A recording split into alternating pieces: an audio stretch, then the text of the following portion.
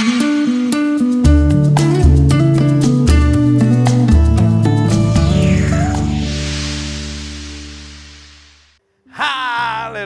haleluya, haleluya.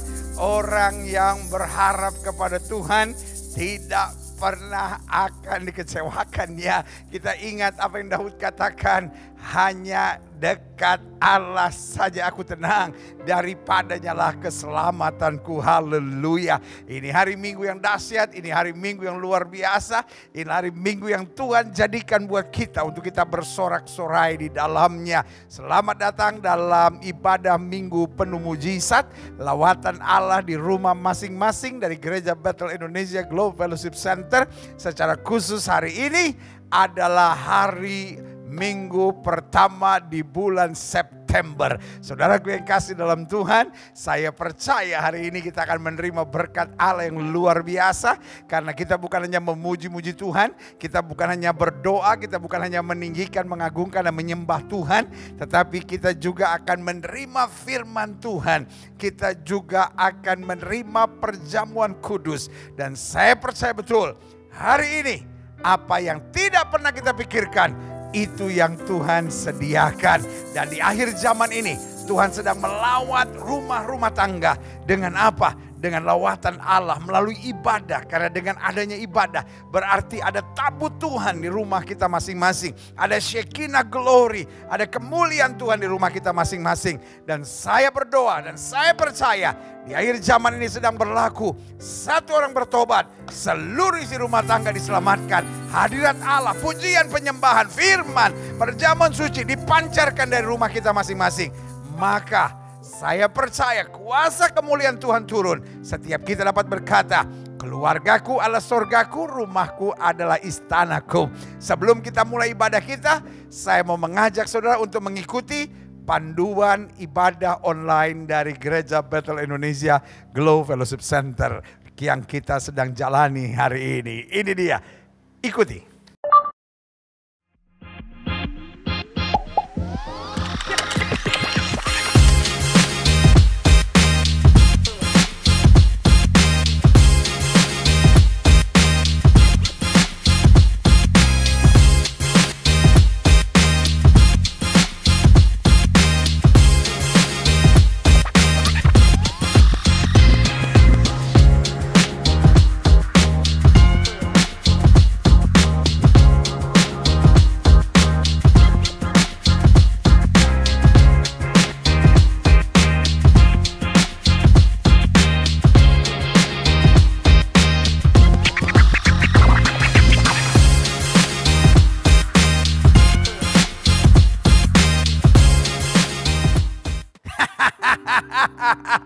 Jelas sekarang buat kita bahwa ini adalah ibadah, ini bukan tontonan saudara-saudara. Karena itu mari beribadah dan ingat di mana roh Allah, di situ ada kemerdekaan. Saudara-saudara yang mau bangkit berdiri menyembah Tuhan, saudara-saudara yang mau berlutut bahkan memuliakan namanya, nikmati hadirat Tuhan, bebas memuji Tuhan. Dan juga diingatkan kalau saudara punya alat musik boleh mainkan bersama-sama. Kita siap melayani Tuhan hari ini dalam ibadah Minggu penuh mujizat, lawatan Allah di rumah kita masing-masing. Dan hari ini ada Aten dan Kiki yang akan menemani kita untuk memimpin kita dalam pujian penyembahan. Ada tim musik yang luar biasa dan saya percaya kita semua akan menerima berkat Tuhan. Haleluya, kita siapkan hati dan pikiran kita. Kita masuk dalam ibadah yang luar biasa ini. Haleluya, haleluya, haleluya, haleluya.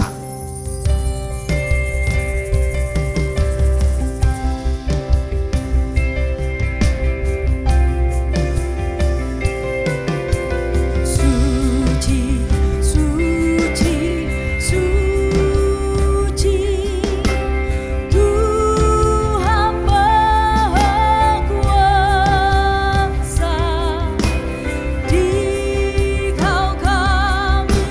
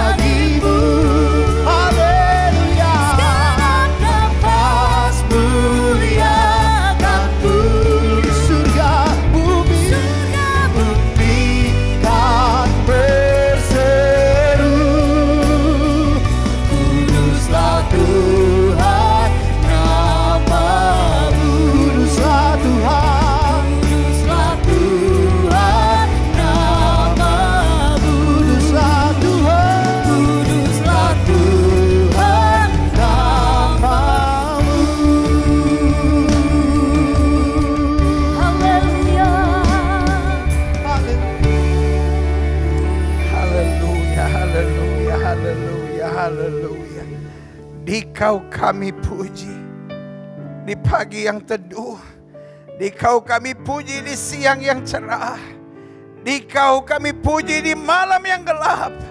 Karena Engkau memang Allah yang suci, Allah yang kudus, Allah yang layak untuk menerima pujian penyembahan kami.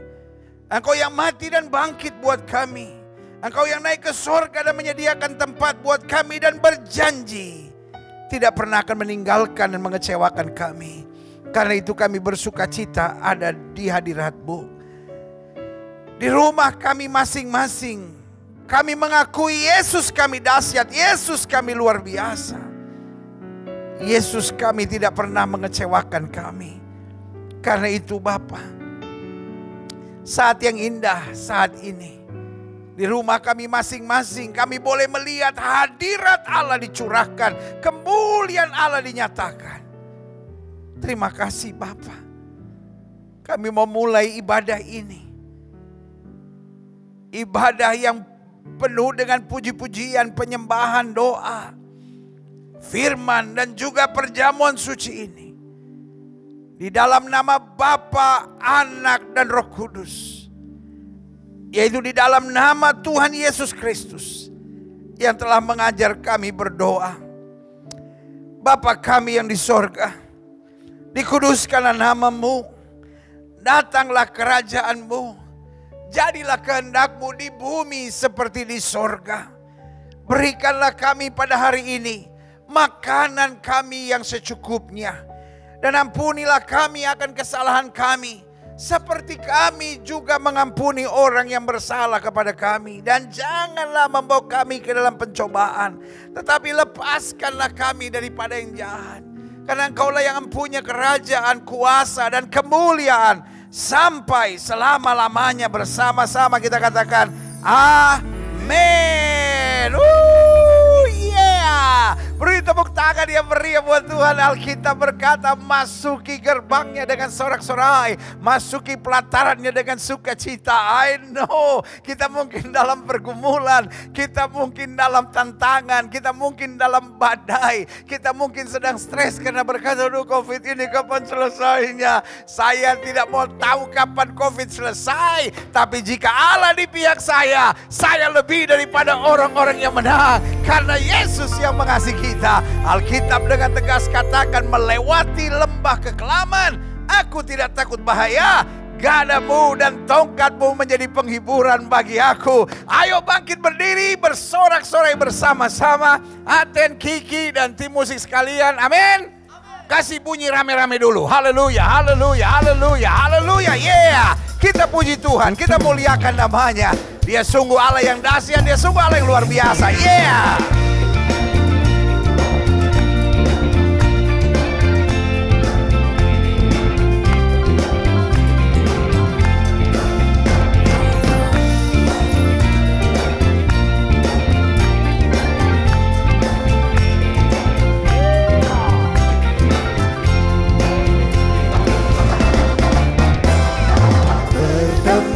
Dalam kasih-Nya, berkumpul dalam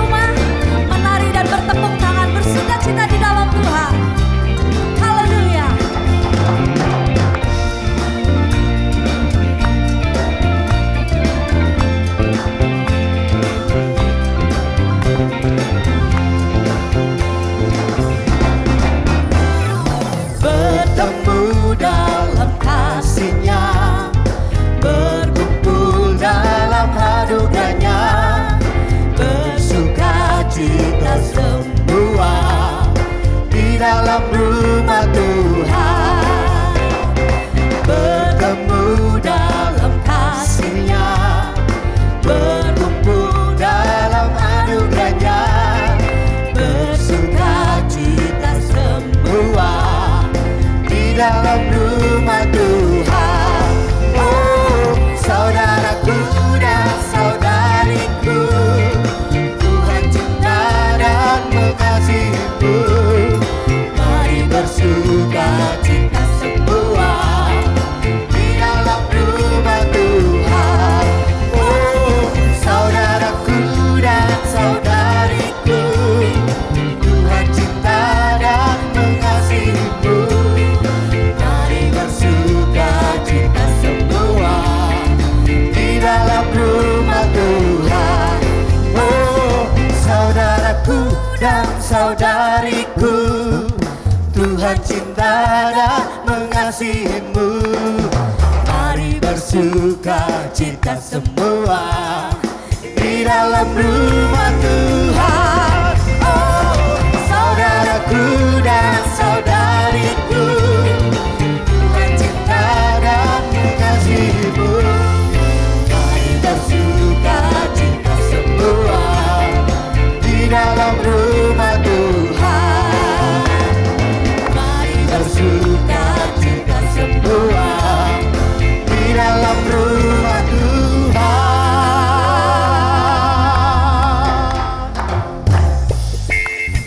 Mari sama-sama ambil alat musikmu dan kita bersama-sama memuji Tuhan. Oh, oh, haleluya, haleluya. Oh, oh, oh.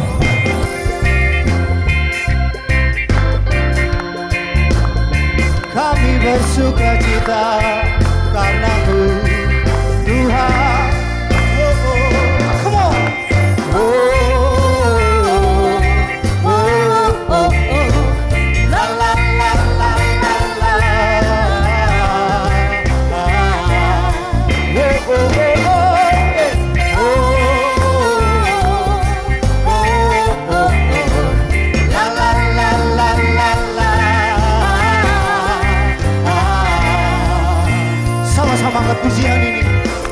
Sungguh kau mempesona, segala perbuatanmu hapuskan raguku. Kau buktikan kasih-Mu, mati bagiku, hapuskan dosaku.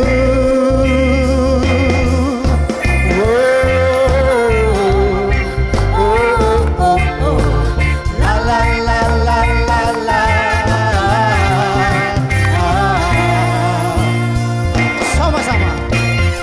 Sungguh kau mempesona, segala perbuatanmu hapuskan raguku. Kau buktikan kasih-Mu, kau buktikan kasih-Mu, mati bagiku, hapuskan dosaku. Haleluya. Kau ubahkan hidupku, semua menjadi baru. Sekarang ku bersuka di dalam-Mu, Yesusku. Menghargai hidupku, melangkah di jalan-Mu, sampai ku terima mahkota kehidupanku.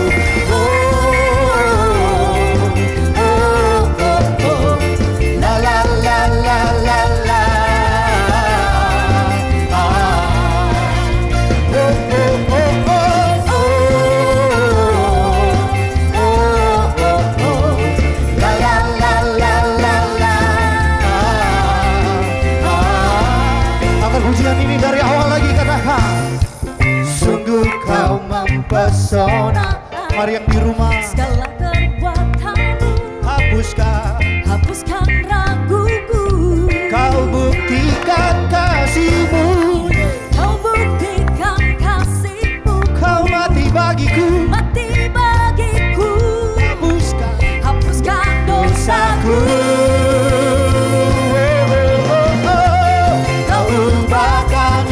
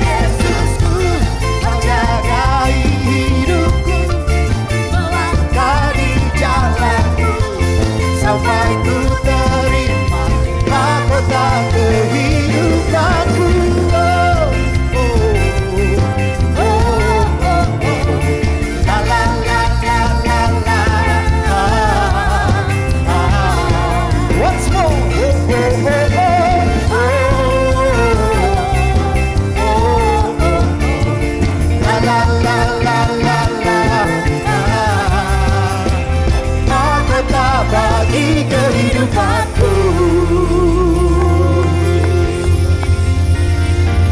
Haleluya, haleluya, haleluya, haleluya.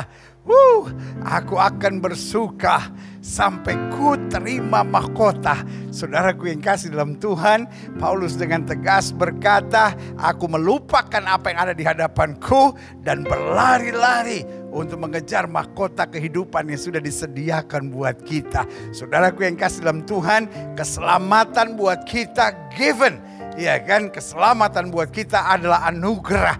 Tetapi untuk mencapai mahkota yang sudah disediakan itu, kita harus bertanding, kita harus berjuang, kita harus berusaha, kita harus semangat sampai pada akhirnya. Karena Alkitab dengan tegas berkata, orang yang bertahan sampai kesudahannya, itu yang akan beroleh selamatnya. Saudara-saudara yang sedang menghadapi tantangan, saudara-saudara yang mungkin sedang diejek, dihina, dimaki, dibully, dicela, dan dihantam oleh berbagai badai kehidupan, tetap berjuang, tetap pandang Yesus, tetap lakukan yang terbaik, maka segala anugerahnya tersedia buat kita. Haleluya, haleluya, haleluya. Saudara yang mau duduk silahkan duduk. Saudara-saudara yang masih mau tetap berdiri untuk menyembah Tuhan, mari kita ada di hadirat Tuhan. Seperti saya bilang, bahwa ibadah ini adalah ibadah yang interaktif. Saudara bukan hanya menonton, tapi saudara menikmati hadirat Tuhan. Saudara ikut menyanyi, saudara ikut menyembah, saudara ikut memuliakan Tuhan. Karena Dia Yehova Shammah,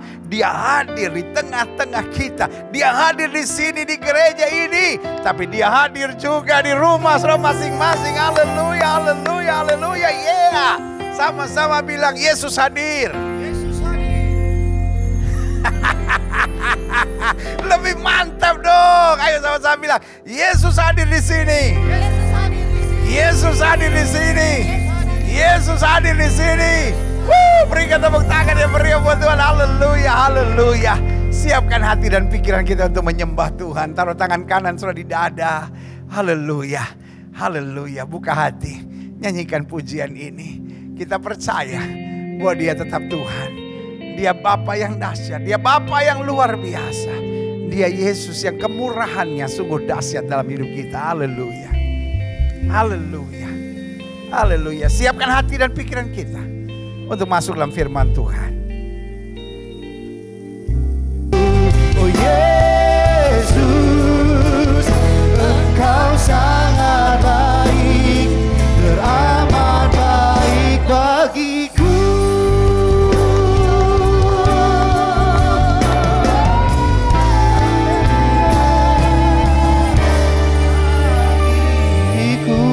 Haleluya, haleluya. Haleluya, haleluya. Aku ada sampai saat ini, itu hanya karena kemurahan-Mu. I know we are not living in Eden yet. Aku mengerti aku belum tiba di sorga, karena itu masih menghadapi pengkhianatan, masih menghadapi hal-hal yang menyakitkan, masih menghadapi hal-hal yang mengecewakan. Tapi roh di dalam kami lebih besar dari roh yang alam dunia ini. Karena itu kami tahu, bersama Yesus aku cakap menanggung segala perkara. Dengan iman kami nyatakan, nabi boleh banyak, agama boleh banyak, rasul boleh banyak, juru selamat hanyalah Yesus Kristus, Tuhan dan Raja. Haleluya. Kami perlu Yesus dalam hidup kami. Kami perlu firman dalam hidup kami. Kami perlu pewahyuan Roh-Mu atas kami. Bicara buat masing-masing kami Bapa, sebab kami siap untuk mendengarkannya. Sembuhkan yang sakit Allah, kuatkan yang lemah, beri penghiburan buat yang susah, bebaskan yang terikat, lepaskan yang terbelenggu, ulurkan tangan bagi yang membutuhkan mujizat. Sehingga pada saat ini, hari Minggu yang penuh mujizat dalam ibadah lawatan Allah di rumah kami masing-masing, bukan sekedar kami menikmati ibadah minggu yang indah dan dahsyat dan luar biasa ini, tapi minggu ini minggu yang penuh dahsyat, penuh mujizat, penuh kemenangan, penuh lawatan Allah. Yang sakit disembuhkan, yang lemah dikuatkan, yang susah dihiburkan.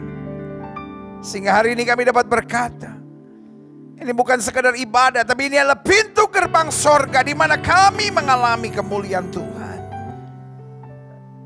Sehingga hari ini Kami mengalami perjumpaan dengan Yesus lewat roh, firman-Mu, serta perjamuan suci ini. Di dalam nama Yesus kami berdoa. Sama-sama kita yang percaya katakan amin. Beri tepuk tangan yang meriah buat Tuhan. Haleluya, haleluya, haleluya. Yeah. Silakan duduk. Tuhan memberkati Bapak Ibu Saudara sekalian. Wow, saudaraku yang kasih dalam Tuhan, akhir Maret, lalu April, Mei, Juni, Juli. 4 bulan sudah berlalu. Sekarang masuk lagi September ceria. Ini September yang baik. Amin. Sama-sama bilang ini bulan yang baik. Ayo, we bless it. Jangan kita, bulan ini banyak masalah. Saya percaya apa saja yang kita ucapkan, kalau kita tidak bimbang, tapi percaya itu akan terjadi. Sama-sama bilang ini bulan yang baik. Sama-sama bilang ini bulan yang baik. Sama-sama bilang ini bulan penuh mujizat. Ini bulan penuh berkat Tuhan. Wow, berikan tepuk tangan yang meriah buat Tuhan. Haleluya, haleluya. Saudara-saudara yang mungkin masih merokok, ingin berhenti merokok, berhenti di bulan ini. Iya kan? Saudara-saudara yang masih minum, mabuk, judi, berhenti sekarang juga. Iya kan? Saudara-saudara yang mungkin masih jadi pelakor, pebinor, iya kan? Sekarang juga berhenti. Iya kan? Saudara-saudara yang mungkin masih ada dengan drugs, ada yang lesbian, homoseks, saat ini juga berhenti dan berkata di September 2020, saya mengalami pemulihan Tuhan yang luar biasa. Itu dia katakan amin. Haleluya. Yang biasa suka marah-marah, yang biasa suka khawatir dalam hidupnya, mulai imani bulan ini juga. Saya tahu saya akan menerima perjamuan suci dan saya tahu ada sesuatu yang dahsyat yang Tuhan mau kerjakan buat kita. Haleluya. Yeah. Amin. Haleluya. Saudara-saudara mau duduk ya kan untuk terima firman Tuhan, silakan duduk. Haleluya. Puji Tuhan. Sekali lagi saya bilang, di mana roh Allah, di situ ada kemerdekaan. Dalam menyembah Tuhan jangan jaim-jaiman. Kita new normal katanya, walaupun abnormal saudara, tapi new normal di rumah kita masing-masing. Kita undang hadirat Tuhan. Kita tahu sesuatu yang dahsyat akan terjadi. Amin. Kita angkat Alkitab kita, ya kan, di tangan kanan. Kita mau ucapkan bersama apa yang kita akui sebagai pengakuan iman kita. Sama-sama bilang sama saya, sesuai dengan kesaksian Alkitab ini. Aku percaya Allahku Esa, Maha Kuasa dan Maha Besar. Aku percaya Yesus Kristus adalah Allah sendiri yang telah menjadi sama dengan manusia. Dan Dia adalah Juru Selamat yang bertanggung jawab dan mengasihi aku. Aku percaya Roh Kudus adalah Roh Allah sendiri yang senantiasa menyertai dan membimbing kehidupanku. Aku percaya Alkitab ini adalah firman Allah yang akan senantiasa menjadikan hidupku kudus, berkemenangan, diberkati, penuh mujizat, dan selalu menjadi berkat. Amin. Yeah, haleluya. Saudara yang kasih dalam Tuhan, wow. Kita masih bahas 33 hal yang dahsyat tentang salib. Saudara-saudara, buat saya, cross is the center of our Christianity. Sekali lagi saya ulangi, is not blessing, ya kan? Kadang-kadang banyak orang bilang, ya berkat adalah inti dasar hidup Kristen. Berkat adalah bonus, adalah janji Tuhan, ya kan? Oh, kemenangan dan mahkota adalah inti hidup Kristen. I know kemenangan dan mahkota itu sudah dijanjikan oleh Tuhan. Tetapi sekali lagi saya mau bilang, cross is the center of the Christianity. Artinya apa? Kekristenan atau gereja yang tidak lagi membahas tentang salib adalah gereja atau kekristenan yang kehilangan jantungnya atau inti utamanya. Karena inti utama dari kekristenan adalah salib. Karena Yesus yang disalib menyelesaikan segalanya buat kita yang setuju katakan amin. Amin. Yes. Dan selama beberapa minggu ini, berarti sudah 18 minggu terakhir, kita bahas tentang hal-hal yang dahsyat tentang salib. Dan sekarang kita masuk pada bagian yang ke-19. Dan bagian ke-19 kita akan membahas tentang salib adalah tuntunan untuk masuk dalam kuasa Allah. Jadi kalau kita bilang Google Map, ya kan? Jadi the cross is the Google Map to enter heaven. Ya kan?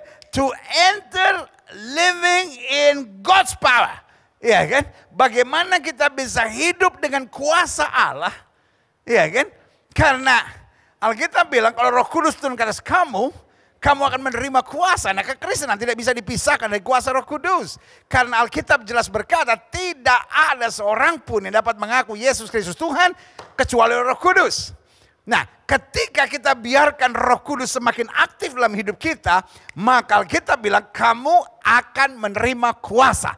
Saya mengerti ada gereja-gereja yang berkata, ngapain bahas-bahas itu. Yang penting kita pokoknya hidup benar, yang penting kita ngerti doktrin dengan luar biasa, yang penting kita ngerti hal-hal tentang teologi yang benar. Saudara yang kasih dalam Tuhan, teologi yang benar tanpa kuasa hanya menjadikan kita farisi modern. Tetapi sekali lagi saya bilang kuasa tanpa teologi yang benar, tanpa pemahaman Alkitab dengan benar, maka itu akan membawa kita pada kesesatan. Makanya Alkitab dengan tegas berkata, kamu sesat kalau kamu tidak mengerti kitab suci dan kuasa Allah. Saya lebih menjelaskannya dengan hal sederhana, bahwa pengetahuan Alkitab, pemahaman Alkitab, doktrin Alkitab kita, teologi Alkitab kita harus bersamaan, harus seimbang dengan kuasa Allah. Amin. Karena waktu pengetahuan Alkitab kita, teologi kita, doktrin kita seimbang dengan kuasa Allah. Artinya apa? Doktrin kita, teologi kita harus diterangi oleh firman Tuhan, harus diterangi oleh Roh Kudus, ya kan? Karena tanpa diterangi oleh Roh Kudus, maka itu hanya jadi pengetahuan. Ada banyak orang, pinter sekali ngomong teologi, pinter sekali, tapi hidupnya sendiri nggak karu-karuan, ya kan? Pinter sekali ngomong teologi, pinter sekali ngomong doktrin, ya kan? Tetapi dia tidak hidup dalam kemuliaan Allah, ya kan? Dia senangnya nyerang orang, dia senangnya berdebat sama siapapun. Saudara yang kasih dalam Tuhan, saya percaya Yesus datang ke mana-mana bukan untuk berdebat. Yesus datang ke mana-mana dengan jelas supaya dipermuliakan Allah. Haleluya. Supaya jiwa-jiwa diselamatkan. Saudaraku yang kasih dalam Tuhan. Makanya satu kali ada orang buta. Lalu murid-murid bertanya, guru siapa yang bersalah? Wah, mereka mau mulai main dengan doktrin. Mereka mulai mau main dengan teologi. Yesus bilang bukan dia yang salah. Bukan orang tuanya yang salah. Tapi supaya kemuliaan Tuhan dapat dinyatakan. Amin. Ada seorang wanita yang jelas-jelas punya pendarahan 12 tahun. Dan saudaraku yang kasih dalam Tuhan, dia berkata asalku jamah jubahnya aku sembuh. Saudaraku yang kasih dalam Tuhan, dia tidak berteologi. Dia tidak berdoktrin, ya kan? Oh, apa itu doktrin? Oh, doktrin hidup kekayaan. Oh, itu doktrin mujizat, ya kan? Segala macam, ya kan? Ada banyak orang yang begitu bermain hanya dengan doktrin dan teologi sampai nggak ketemu dengan Tuhan. Dia hanya ketemu dengan kebanggaan doktrinalnya. Tetapi saudaraku yang kasih dalam Tuhan, saya percaya salib bukan hanya menjadikan kita orang-orang yang mengerti, tapi salib menjadikan kita orang-orang yang dituntun untuk berjalan dalam kuasa Allah. Haleluya, yeah. Nah, mari kita belajar sama-sama. Klik. Roma 8 ayat 1 sampai 17 berkatakan, demikian sekarang tidak ada penghukuman bagi mereka yang dalam Kristus Yesus. Kenapa tidak penghukuman? Karena Yesus sudah dihukum. Dia menggantikan posisi saya. Berarti kalau Yesus sudah dihukum, saya tidak perlu dihukum lagi. Saya tinggal menerima janji-janjinya dan hidup dalam segala aturannya. Makanya Alkitab bilang, jika kamu tidak miring ke kiri maupun miring ke kanan, hidup kamu akan diberkati. Kamu tidak akan turun tapi naik. Tidak akan menjadi ekor, dipimpin menjadi kepala. Dan Alkitab berkata, demikian sekarang tidak ada penghukuman bagi mereka orang Kristen. No, it's not about the religion, but it's about Christ. Karena agama tidak bisa membebaskan kita dari belenggu. Agama tidak bisa membebaskan kita dari kutuk. Agama tidak bisa membebaskan kita dari dosa. Tetapi Kristus bisa. Kenapa? Dia bayar dengan harga yang mahal, yaitu salib.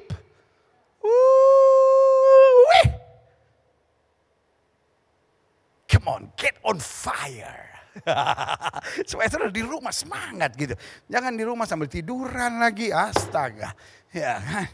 Hati-hati kalau saudara sambil makan tatigo ngoni. Iya kan? Iya kan? Jelas. Demikian sekarang tidak ada penghukuman bagi mereka. Bukan orang Kristen.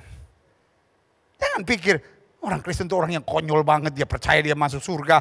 Saudara yang kasih dalam Tuhan. Orang Kristen gak punya hak untuk percaya bisa masuk surga. Tetapi orang yang ada di dalam Kristus. Dia punya kepastian. Kenapa? Jesus said so. Yesus sudah ngomong, kenapa ada harga yang Yesus sudah bayar.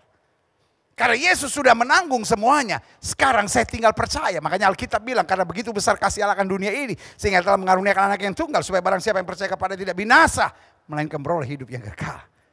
Demikian sekarang. Tidak ada penghukuman bagi mereka yang dalam Kristus Yesus. Roh, the Spirit of God, Roh Kudus yang memberi hidup, bukan hanya hidup, telah memerdekakan kamu dari Kristus, dari hukum dosa dan hukum maut. Apa artinya hukum dosa dan hukum maut? Artinya karena kita berdosa, kita akan terus terintimidasi oleh iblis. Kita akan terus hidup dalam ketakutan karena ada hukum yang membelenggu, ada hukum yang mengikat. Dan hukum itu bernama hukum dosa dan hukum maut. Tapi dalam Kristus kita mendapat hukum kasih, hukum anugerah, bahwa barang siapa yang percaya tidak binasa, melainkan beroleh hidup yang kekal. Jangan mau lagi diperhamba. Jangan mau lagi terintimidasi oleh kuasa-kuasa kegelapan, karena salib menjadi jaminan buat kita, buat tidak ada penghukuman bagi mereka yang ada di dalam Kristus Yesus. Selanjutnya, sebab apa yang tidak mungkin dilakukan hukum Taurat, apa yang tidak mungkin dilakukan oleh agama maksudnya. Karena bicara tentang hukum Taurat itu bicara tentang agama, aturan agamawi. Karena tak berdaya oleh daging, dan sifatnya hanya daging, telah dilakukan oleh Allah. Dengan jalan mengutus anaknya sendiri dalam daging, yang serupa dengan daging yang dikuasai dosa. Karena dosa ia telah menjatuhkan hukuman atas dosa di dalam daging. Di mana hukuman dosa itu dijatuhkan? At the cross. You know what I mean?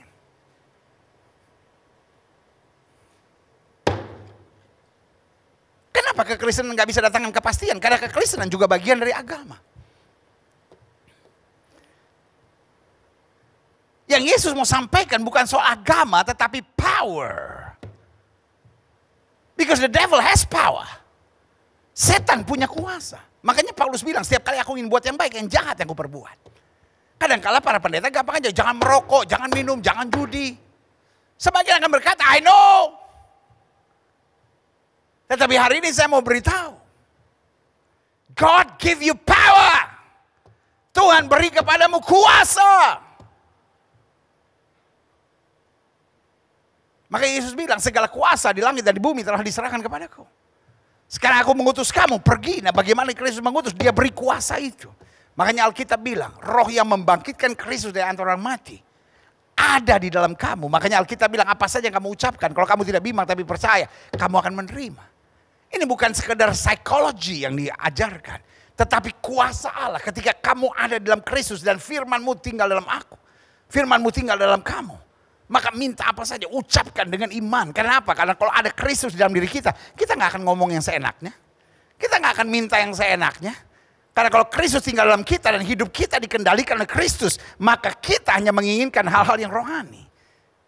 Tidak lagi dikuasai oleh daging. Selanjutnya, supaya tuntutan hukum Taurat digenapi di dalam kita. Yang tidak hidup menurut daging, tapi menurut roh. Iya kan? Kalau kita hidup menurut roh, kita tidak akan berjalan hanya karena aturan agamawi. Tapi kita mau dituntun oleh roh Allah. Selanjutnya, ayat 5.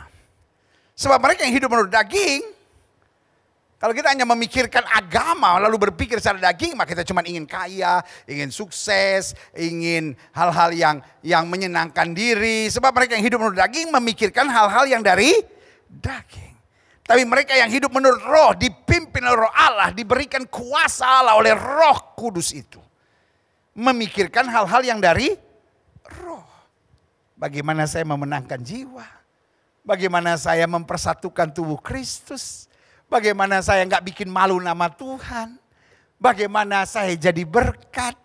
Iya kan? Tapi kalau orang berpikirnya daging, bagaimana saya menghancurkan, bagaimana saya kelihatan lebih hebat, bagaimana saya bisa bilang semua orang sesat. Cuman saya yang paling benar, ajaran saya, kelompok saya yang paling benar. Hello? Are you flesh Christian? Or are you spiritual Christian? Apakah kau kekristenan daging? Atau engkau kekristenan roh? Saya percaya. Daging menyakiti. Tapi roh membawa tuntunan berkat Tuhan. Orang-orang yang daging hanya memikirkan keuntungan-keuntungan daging. Tapi orang yang dipimpin oleh Roh memikirkan kehendak Allah, kemuliaan Tuhan, dan kerajaannya diperluas di muka bumi. Kita lihat selanjutnya. Karena keinginan daging adalah maut. Jadi artinya ujung dari keinginan daging adalah maut. Tetapi keinginan Roh adalah hidup dan damai sejahtera. Jelas Alkitab bilang, aku datang untuk memberi domba-dombaku hidup. Dan hidup yang berkelimpahan. Kelimpahan di sini bukan hanya soal materi, tapi soal damai sejahtera. Selanjutnya. Sebab keinginan daging adalah perseteruan terhadap Allah. Orang kalau hidup dalam keinginan daging, dia nggak tertarik menyembah Tuhan, dia nggak tertarik membawa damai, dia nggak tertarik untuk meluaskan kerajaan Allah, dia nggak tertarik untuk mencari jiwa, dia cuma tertarik bersaing. Siapa yang lebih hebat di antara kita? Siapa yang lebih kuat dari antara kita? Siapa yang lebih luar biasa di tengah kita? Siapa yang perlu dikagumi? Oh dia nggak benar, dia nggak beres, cuma saya yang paling beres. Oh dia ingin cuma dipuji-puji gitu ya kan. Makanya perseteruan terhadap Allah. Sebab ia tidak takluk pada hukum Allah.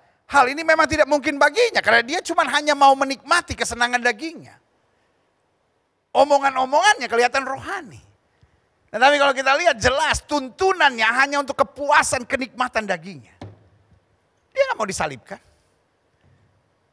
Sementara kekristenan yang sejati adalah kekristenan disalibkan. Makanya Alkitab bilang, mereka yang hidup dalam daging tidak mungkin berkenan kepada Allah.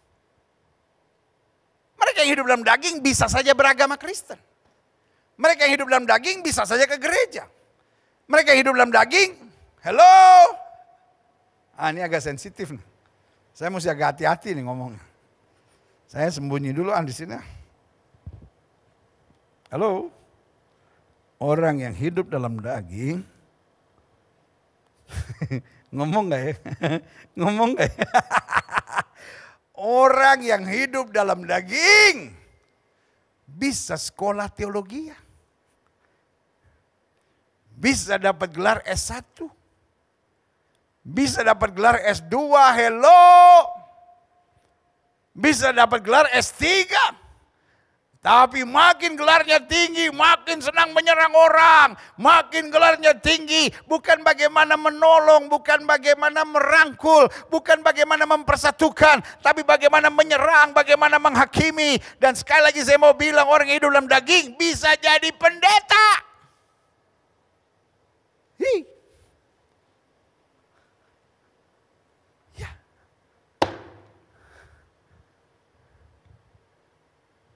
Tetapi hidupnya dalam daging. Tidak berpikir bagaimana jiwa-jiwa diselamatkan. Tidak berpikir bagaimana tubuh Kristus disatukan. Tidak berpikir bagaimana kerajaan Allah jadi berkat di tengah-tengah bangsa dan negara ini. Tidak berpikir bagaimana terang Kristus menyala karena Yesus berkata, hendaklah kamu jadi garam dan terang. Kita lihat selanjutnya. Dia bisa Kristen. Dia bisa pelayanan. Dia bisa sekolah teologi, dia bisa bergelar STH, MA, MTH, ataupun doktor teologi. Tetapi tidak mungkin berkenan kepada Allah. Jelas ya, kita lihat selanjutnya. Tetapi kamu, ayo taruh tangan kanan saudara di dada. Kan kita sepakatnya ibadah ini interaktif toh. Taruh tangan kanan saudara di dada, sama-sama bilang. Tetapi saya. Come on, sama-sama bilang, tetapi saya. Kita ucapkan secara profetik ya, kita imani ya, kita imani. Tetapi saya tidak hidup dalam daging, melainkan dalam roh. Jika memang roh Allah diam di dalam saya. Tapi jika saya tidak memiliki roh Kristus, saya bukan milik Kristus. Pertanyaan saya, kira-kira roh Kristus roh ribut gak? Kira-kira roh Kristus roh yang kompromi dengan dosa enggak? Kira-kira roh Kristus roh yang hedon enggak? Kira-kira roh Kristus roh yang bertentangan dengan firman enggak? Roh Kristus roh yang menuntun kita pada kesucian. Roh Kristus roh yang mendorong kita untuk melayani jiwa-jiwa. Roh yang fokus pergi, jadikan sekalian bangsa muridku. Bukan bersaing. Bukan sibuk dengan siapa yang lebih kaya, gereja siapa yang lebih besar, pengajaran siapa yang lebih hebat, pelayanan siapa yang lebih masuk dalam ruang maha suci, kemampuan teologi siapa yang lebih hebat. Saudaraku yang kasih dalam Tuhan, yang Tuhan cari adalah hamba yang baik dan setia. I love you all. Saya sangat mencintai saudara sekalian. Karena itu izinkan saya mengingatkan. Kita tidak lagi hidup dalam daging, melainkan dalam roh. Jika memang roh Allah diam di dalam kamu. Dan jika orang tidak memiliki roh Kristus, ia bukan milik Kristus. Makanya Alkitab bilang. Pada hari terakhir orang bilang, Tuhan aku sudah bernubuat demi namamu, aku sudah usir setan demi namamu. Yesus bilang apa? Aku tidak kenal kamu. Kita lihat selanjutnya ayat 10. Tapi jika Kristus ada dalam kamu, maka tubuh memang mati karena dosa. Artinya kita udah gak tertarik lagi dengan kesenangan-kesenangan daging. Kita gak tertarik lagi untuk saling menyerang satu sama lainnya. Kita gak tertarik lagi untuk hidup dalam kesenangan-kesenangan duniawi. Kita gak tertarik lagi untuk hanya hidup dengan keuntungan-keuntungan pribadi. No. Dikatakan, tubuh memang mati karena dosa. Tapi roh adalah kehidupan oleh karena kebenaran. Selanjutnya klik. Dan jika roh dia yang telah membangkitkan Yesus dari antara orang mati diam di dalam kamu. Wow. Ada orang yang bilang, oh hidup Kristen udah gak ada lagi mujizat. Hello. Roh yang membangkitkan Yesus dari antara orang mati diam di dalam kamu. Taruh tangan kanan saudara di dada, bilang sama saya, diam di dalam saya. Jadi masalah mau sebesar apapun, remember. Roh yang membangkitkan Kristus dari antara orang mati ada dalam diri saya. Maka roh itu yang telah membangkitkan Kristus Yesus dari antara orang mati, akan menghidupkan juga tubuhmu yang fana itu oleh rohnya yang diam dalam kamu. Ini yang saya bilang hidup dalam kuasa. Yang tadinya kamu lemah, fana, banyak kekurangan, banyak keterbatasan. Tapi karena ada roh Allah itu, roh yang membangkitkan Kristus dari antara orang mati ada di antara kita, itu yang membuat kita kuat. Yeeha. Makanya kita percaya Allah itu Esa. Tapi dia 3 pribadi. Bapa yang kekal, pencipta langit dan bumi. Firman yang telah menjadi manusia, anak di dalam diri Yesus Kristus. Pribadi yang menyelamatkan kita. Dan roh Allah, pribadi yang menuntun kita, yang mengurapi kita, yang memberi hikmat akal budi buat kita, yang senantiasa menyertai kita sampai kesudahan alam. Jelas sampai di sini. Pengajaran ini bukan pengajaran yang perlu diperdebatkan. Sangat simpel, sangat sederhana. Hanya orang-orang yang hatinya gak jelas, saudara, yang senangnya berdebat untuk persoalan ini. Dia jelas Allah yang tunggal. Dia Allah yang Esa. Dalam 3 pribadi. Dia Bapa, pencipta. Yang menciptakan langit bumi. Dia ada dari kekekalan sampai kekekalan. Lalu Kristus Yesus. Dia adalah firman yang menjadi sama dengan manusia. Yang menyelamatkan kita, mati buat kita, curahkan darah buat kita, menebus kita, naik ke sorga, menyediakan tempat buat kita. Akan datang kembali untuk menjemput kita. Kemudian datang sebagai Imam Mahdi, hakim yang adil. Tapi waktu dia naik ke sorga, dia tidak meninggalkan kita sebagai yatim piatu. Dia memberi penolong lain, pribadi yang lain yang akan menyertai kita. Dan itulah Roh Kudus. Amin. Dan roh itu kata Alkitab jelas. Akan menghidupkan tubuh kita yang fana oleh rohnya yang diam dalam kamu. Ayat 12. Jadi saudara-saudara, kita lah orang berhutang. Tapi bukan kepada daging supaya hidup menurut daging. Ayat 13 bilang. Sebab jika kamu hidup menurut daging, kamu akan mati. Tapi jika oleh roh kamu mematikan perbuatan tubuhmu, kamu akan hidup. Semua orang yang dipimpin roh Allah adalah anak Allah. Jadi kita bukan orang-orang yang sempurna, tapi kita orang-orang yang sementara disempurnakan oleh firman dan oleh tuntunan roh Allah. Jadi kalau ada orang yang bilang, oh Roh Kudus sudah tidak bisa bicara lagi, Roh Kudus sudah tidak bisa beri tuntunan lagi. Hello? Are you okay? Karena ayat ini bilang semua orang yang dipimpin roh Allah adalah anak Allah.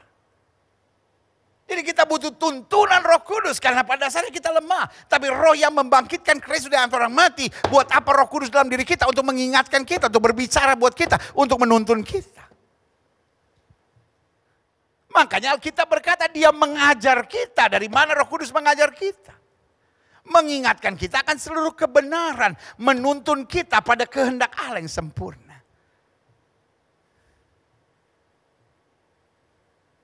Jelas sampai di sini? Roh Kudus masih menuntun. Roh Kudus masih mengajar. Roh Kudus masih berbicara.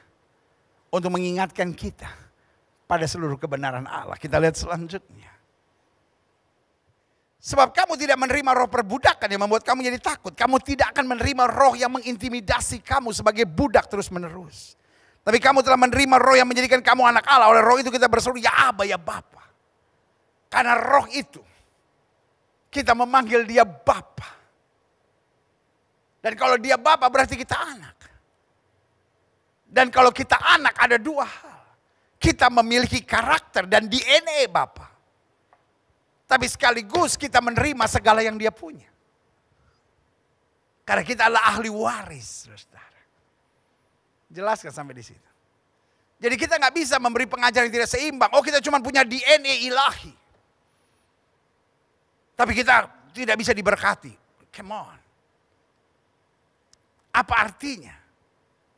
Kita akan menyebut dia ya Aba ya Bapa. Artinya kita punya DNA ilahi. DNA Allah.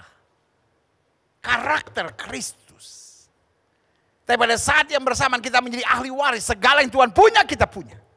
Dan segala yang kita punya dia punya. Tuhan yang memberi, Tuhan yang mengambil, terpujilah nama Tuhan. Amin. Jelas ya. Selanjutnya. Roh itu, roh Allah itu bersaksi bersama-sama dengan roh kita. Bahwa kita adalah anak-anak Allah. Tadi sudah saya jelaskan. Ayat selanjutnya. Klik. Dan jika kita adalah anak. Maka kita juga adalah ahli waris. Maksudnya orang-orang yang berhak. Sama-sama bilang saya berhak. Ayo come on. Ayo sama-sama bilang saya berhak. Ayo sama-sama bilang saya berhak. Untuk menerima janji-janji Allah. Amin. Kasih tepuk tangan dulu yang berikan buat Tuhan. Haleluya, haleluya, haleluya. Yeah. Saya berhak menerima janji Allah yang akan menerimanya bersama-sama dengan Kristus. Kenapa saya berhak menerimanya? Yesus sudah bayar harganya di atas kayu salib. Makanya saya percaya salib adalah tuntunan untuk kita menerima hidup dalam kuasa Allah. Itu jika kita menderita bersama-sama dengan dia supaya kita juga dipermuliakan bersama-sama dengan dia. Artinya kalau kita harus menderita kita nggak stres. Kalau kita harus menderita kita nggak usah ngomong sama orang. Saudara-saudara saya ini menderita loh saudara. Apa itu orang-orang Kristen yang hidupnya diberkati? Salah. Hello. Kalau kita menderita kita nggak usah kecil hati. Kalau kita menderita nggak usah ajak-ajak orang. Kalau kita menderita bersukacitalah. Kalau kita menderita nikmatilah. Kalau kita menderita berjalanlah bersama Yesus. Maka banyak hal indah yang akan kita alami dalam kemuliaan yang setuju katakan amin. Saudara-saudara yang sedang mengalami penderitaan hari-hari ini, jangan menganggap Tuhan mulai meninggalkan saudara. Saudara-saudara yang menghadapi penderitaan hari-hari ini, jangan jadi orang yang apatis. Jangan jadi orang-orang yang menyerang orang kiri kanan. Jangan jadi orang-orang yang berkata, wah mujizat sudah tidak terjadi lagi dalam hidup saya. Kalaupun hari-hari ini kita menghadapi penderitaan, bersyukurlah. Mujizatnya adalah kita masih tetap kuat sebagaimana kita ada sampai hari ini karena anugerahnya. Pertanyaannya.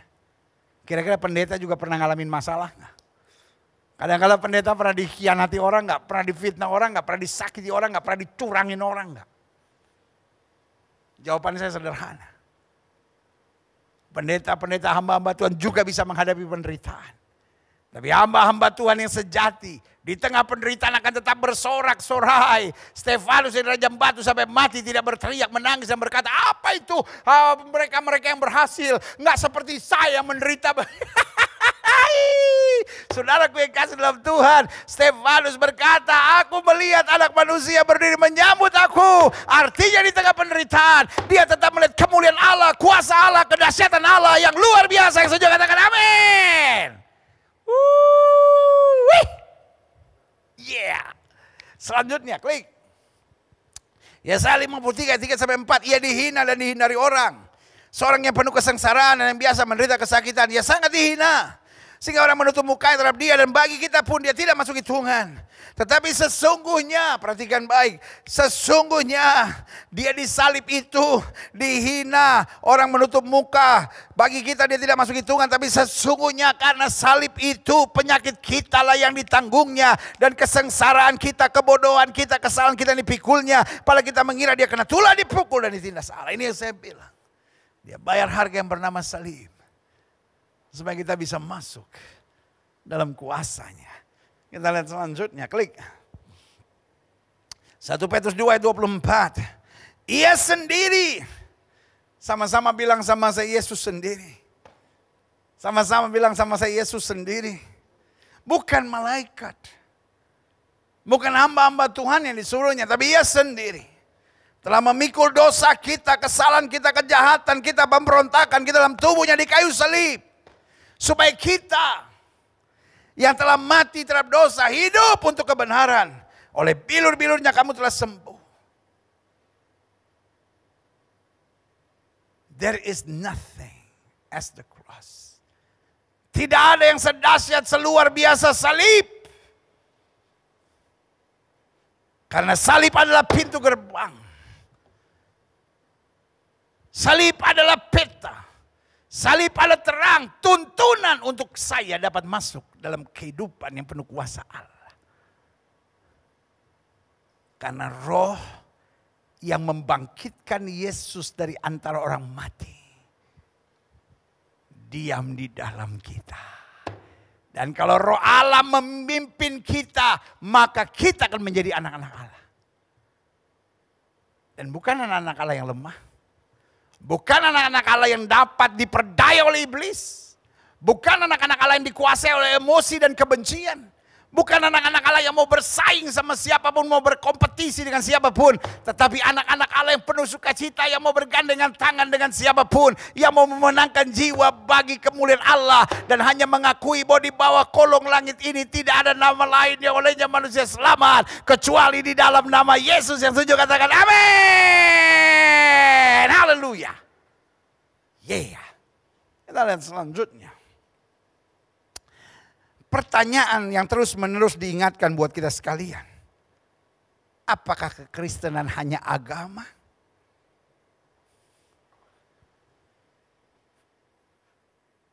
Kalau kekristenan hanya adalah agama,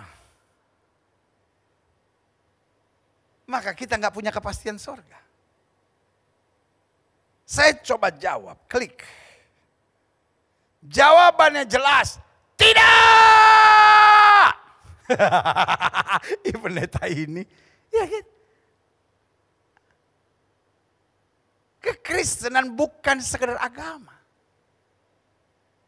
Apakah Kristen bagian dari agama? Yes. Tapi apakah Kristen hanya agama? No. No. Saya coba pelajari. Klik. Adapun minimal ada 5 perbedaannya saya catat di sini. Apakah kekristenan hanya agama? Minimal saya catat di sini. Ada 5 perbedaannya tentang apakah kekristenan adalah agama. Yang pertama, agama hanya aturan. Kekristenan adalah hubungan. Makanya Alkitab berkata hukum Taurat mematikan, roh menghidupkan. Orang beragama hanya sibuk dengan apa yang boleh dan apa yang tidak boleh. Tetapi kekristenan bukan sekedar apa yang boleh dan apa yang tidak boleh. Tapi apa yang menyenangkan hati Tuhan, yang berkenan bagi Tuhan. Dan yang memuliakan Kristus. Kenapa? Ini bicara hubungan. Kalau kekristenan kita hanya agama, maka kita sibuk dengan aturan. Tetapi saya mau ingatkan kekristenan lebih daripada sekedar agama. Makanya cara menyembah kita berbeda-beda. Cara kita menafsirkan Alkitab berbeda-beda. Karena hubungan. Hubungan seringkali bukan soal aturan lagi. Tapi lebih daripada sekedar aturan. Bukan berarti tidak ada aturan, tapi lebih daripada sekedar aturan. Contoh. Saya datang ke rumah seorang jemaat. Lalu suaminya bilang sama istrinya, "Ma, Pak Pendeta." Dia bilang, terus dia angkat alis senyum dikit. Istrinya bilang, "Oh maaf pendeta, maaf pendeta, maaf pendeta." Dia masuk tiba-tiba keluar teh manis dan regal, saudara. Saya baca di Google kapan, angkat alis senyum dikit artinya teh manis dan regal. Tidak ada, tapi itu hubungan. Hubungan bukan soal aturan, tapi hubungan soal kedekatan. Jadi kita menjalankan aturan bukan karena aturan, tapi kita menjalankan kedekatan karena cinta. Jangan jadikan kekristenan hanya aturan yang membosankan. Kita bangun pagi dan berdoa bukan karena aturan. Kita bangun pagi dan berdoa karena kita dekat dengan Tuhan. Karena kita gak mau terpisah dari Tuhan. Kalau sekedar aturan akhirnya menjadi capek. Kadang-kala membahas perpuluhan aja gereja satu berkelahi sama gereja lain. Karena sibuk dengan aturan. Penyembahan pun ribut. Apa itu harus menyembah Tuhan? Apa itu? Ya, kan? Karena sibuk dengan aturan. Makanya selalu saya bilang dalam kekristenan tidak perlu ada yang diperdebatkan. Karena ini bicara tentang hubungan. Kadang-kala soal angkat tangan aja bisa saling menyerang. Ada yang angkat tangan menyembah Tuhan begini. Apa itu begini? Ini bukan angkat tangan, ini memberkati. Ada yang angkat tangannya begini. Apa itu angkat tangan begini? Ini kayak orang susah, stres. Angkat tangan itu harus begini. Mempersilahkan Tuhan untuk hadir. Tuhan gak gitu-gitu amat, saudara. Benar deh. God sees your heart. Aturan ujung-ujungnya hanya perdebatan, aturan ujung-ujungnya hanya persaingan. Tetapi hubungan itu bicara tentang kemanisan, kedekatan, keakraban. Di mana kita akan saling mengasihi dalam terang kemuliaan Tuhan. Yang saya katakan amin. Yang kedua. Apa bedanya agama dengan kekristenan? Agama hanya menyelidiki tulisan yang mati. Kekristenan dipimpin oleh roh yang hidup. Iya kan? Jadi kalau menyelidiki tulisan yang mati, itulah Farisi. Pertanyaan saya, Farisi pandai berdebat nggak? Wish, saya mau kasih tahu pendeta-pendeta hebat yang ada di Indonesia ini. Kalau lu berdebat sama ahli-ahli Taurat dari Israel, tancur-ancur lu. Karena mereka menerjemahkan firman Tuhannya. Ada Talmud, ada Mishnah, lalu ada buku-buku lainnya lagi. Yang engkau yang merasa jago Ibrani. Lu gak ada seujung kukunya. Saudara yang merasa jago Yunani, jago Aramaik, jago Alkitab. Oh ini pandangan ini. Kartu mati lu. Kalau berdebat sama orang-orang Farisi. Tapi mereka menyelidiki tulisan yang mati. Kenapa selalu saya bilang? Kekristenan tidak pernah mengarahkan pada debat. Kekristenan membuka pintu dialog. Kekristenan membuka pintu argumentasi. Apa bedanya argumentasi, dialog, dan debat? Debat itu mau cari siapa yang menang. Makanya ada lomba debat, ada debat calon presiden, ya kan? Karena di balik debat mau dicari siapa pemenang debatnya. Tetapi dalam diskusi, dalam dialog, dalam berargumentasi yang dicari hanyalah yang terbaik.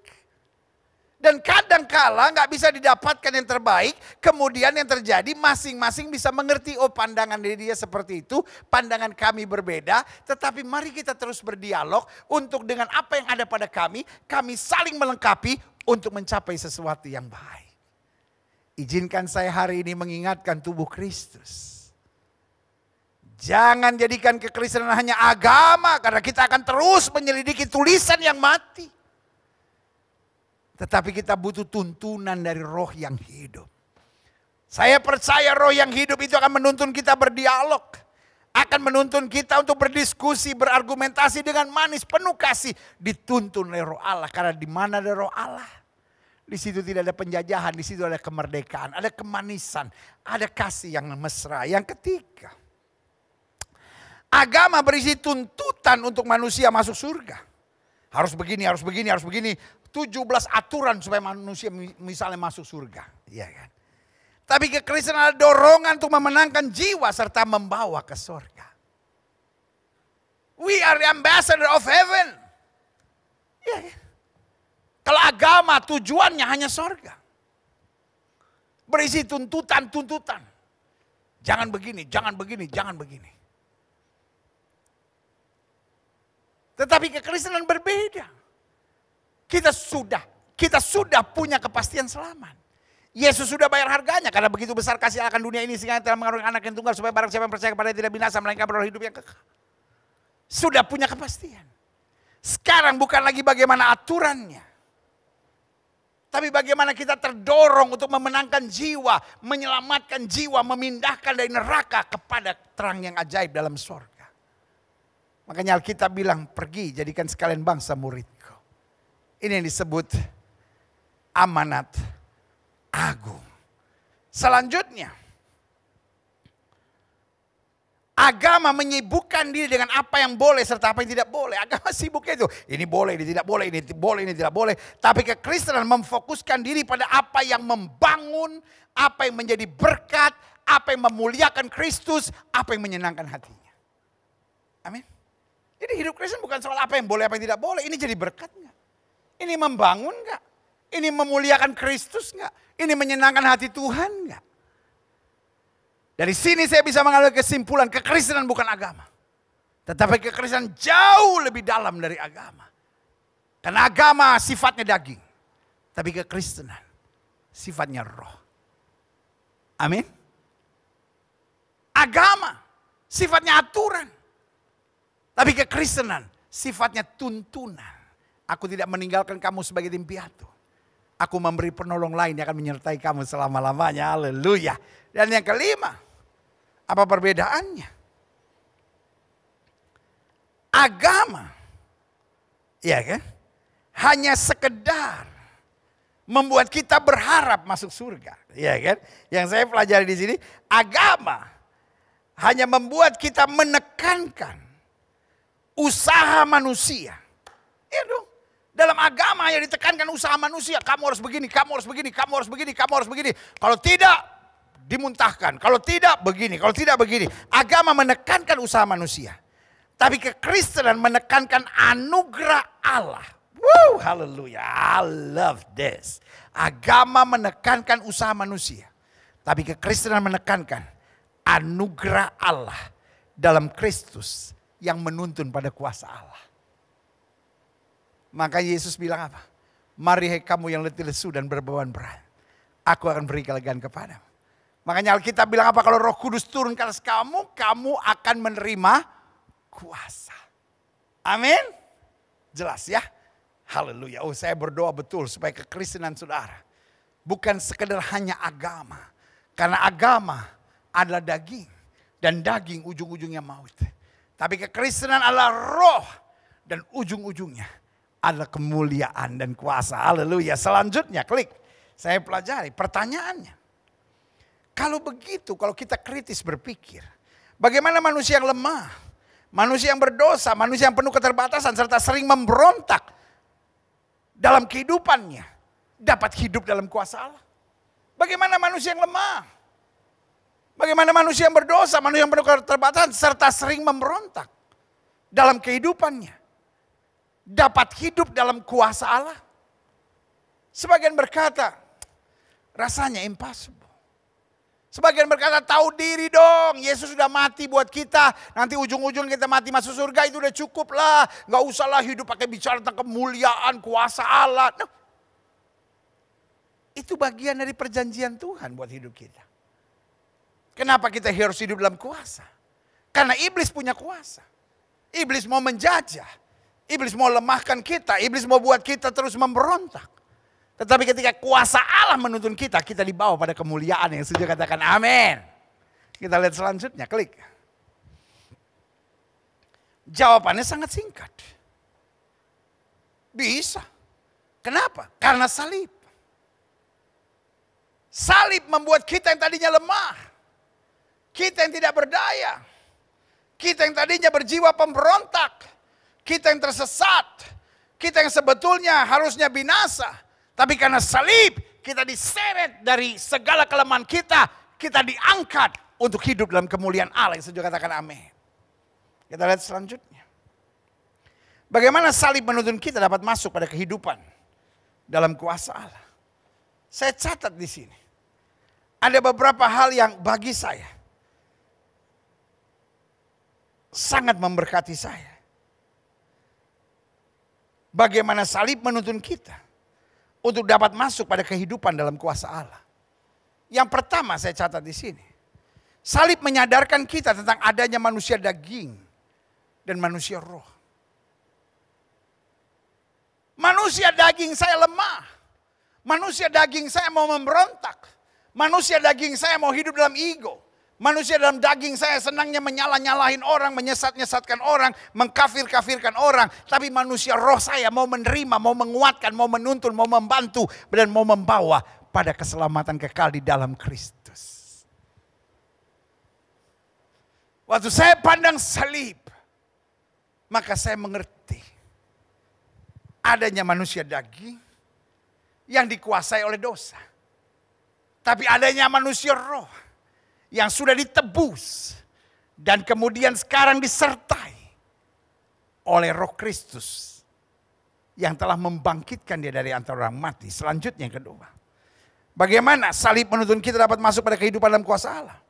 Karena salib bukan hanya menyadarkan saya tentang adanya manusia daging dan manusia roh, tapi salib mendorong saya juga untuk tidak hidup cengeng dan hidup semaunya. Kadang-kala kita hidup cengeng. Ada masalah sedikit, Tuhan saya gak kuat, saya mau cerai aja. Kadang-kala kita hidup cengeng. Kita disakiti, mana orangnya, gua tempeleng dia. Kadang-kala kita hidup cengeng. Tuhan saya udah doa, saya gak dapat mujizat. Udah kalau gitu saya tinggalin Tuhan aja. Kadang-kala kita hidup cengeng. Kita hidup semaunya. Apa artinya hidup semaunya? Loh, kalau saya sama dia sama, oh saya akan saling mendukung, saya akan bergandengan tangan. Tapi kalau beda, oh saya mau habisi dia. Ketika orang melapor pada Kristus, ada orang yang berbeda. Tapi dia membaptis. Yesus jawab apa? Yesus jawab, kerajaan yang terpecah-pecah tidak akan dapat bertahan. Jadi saudaraku yang kasih dalam Tuhan, saya percaya betul, hidup ini jangan cengeng. Tapi hidup ini juga jangan liar semaunya. Pokoknya apa yang saya ingin, apa yang saya mau, itu yang saya buat. Apa yang saya pandang benar, itu yang saya percaya kebenaran. Saudaraku yang kasih dalam Tuhan. Terus kalau orang lain berbeda sama saudara, dia kerasukan setan. Cuman saudara yang penuh dengan kemuliaan Tuhan. Belajarlah terbuka. Saya mengerti hidup ini ada aturan. Saya mengerti hidup ini ada hal-hal yang esensi. Contoh, di bawah kolong langit ini tidak ada nama lain yang oleh manusia selamat kecuali dalam nama Yesus. Itu tidak bisa ditawar. Alkitab adalah firman Allah cover to cover dari Kejadian 1 ayat 1 sampai Wahyu pasal terakhir. Allah firman Allah. Itu tidak bisa ditawar. Roh Kudus adalah Roh Kristus yang adalah Roh Allah yang membangkitkan Kristus dari antara orang mati menyertai kita. Itu tidak bisa ditawar. Jelas. Allah kita Esa. Dan dia dalam 3 pribadi, dia Bapa, dia Anak, dia Roh Kudus. Tidak dapat ditawar. Itulah hal-hal yang tidak bisa ditawar. Tapi kalau sekedar menyembah Tuhan, yang satu dengan lagu hymn, yang satu dengan drum, bodoh dan tolol saudara-saudara. Kalau kita kemudian saling menyerang, apa itu? Itu lagu-lagu sesat, itu lagu-lagu daging, lagu-lagu duniawi, hanya memuaskan daging dan bukan roh. Saudara, that is about your taste. Karena mungkin saudara suka-suka lagu-lagu Sebastian Bach gitu kan. Dan saudara nggak terlalu suka lagu-lagu pop atau lagu-lagu country music gitu ya kan. Tapi nggak bisa hal-hal sepele lalu kita ribut satu sama lainnya. Kenapa? Itu yang saya bilang cengeng dan semaunya. Tapi kalau kita pandang salib, kita mengerti. Hidup ini harus benar. Hidup ini harus setia. Hidup ini harus saling menghargai. Hidup ini bisa terdapat perbedaan. Tetapi kita saling melengkapi bagi kemuliaan Raja yang sudah katakan amin. Yang ketiga. Bagaimana salib menuntun kita dapat masuk pada kehidupan dalam kuasa Allah. Karena salib mengingatkan kita tentang pentingnya tanggung jawab.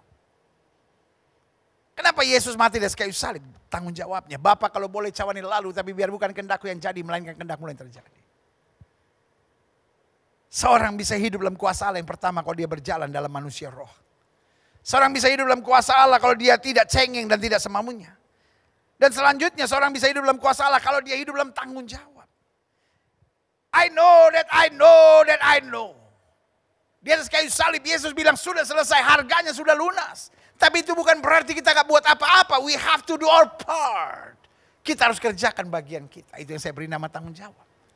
Walaupun Yesus sudah menyelamatkan saudara. Tapi kalau suami sudah menjadi suami yang kasar. Sudah menjadi suami yang kepala batu. Jangan heran kalau istrimu menceraikan engkau akhirnya.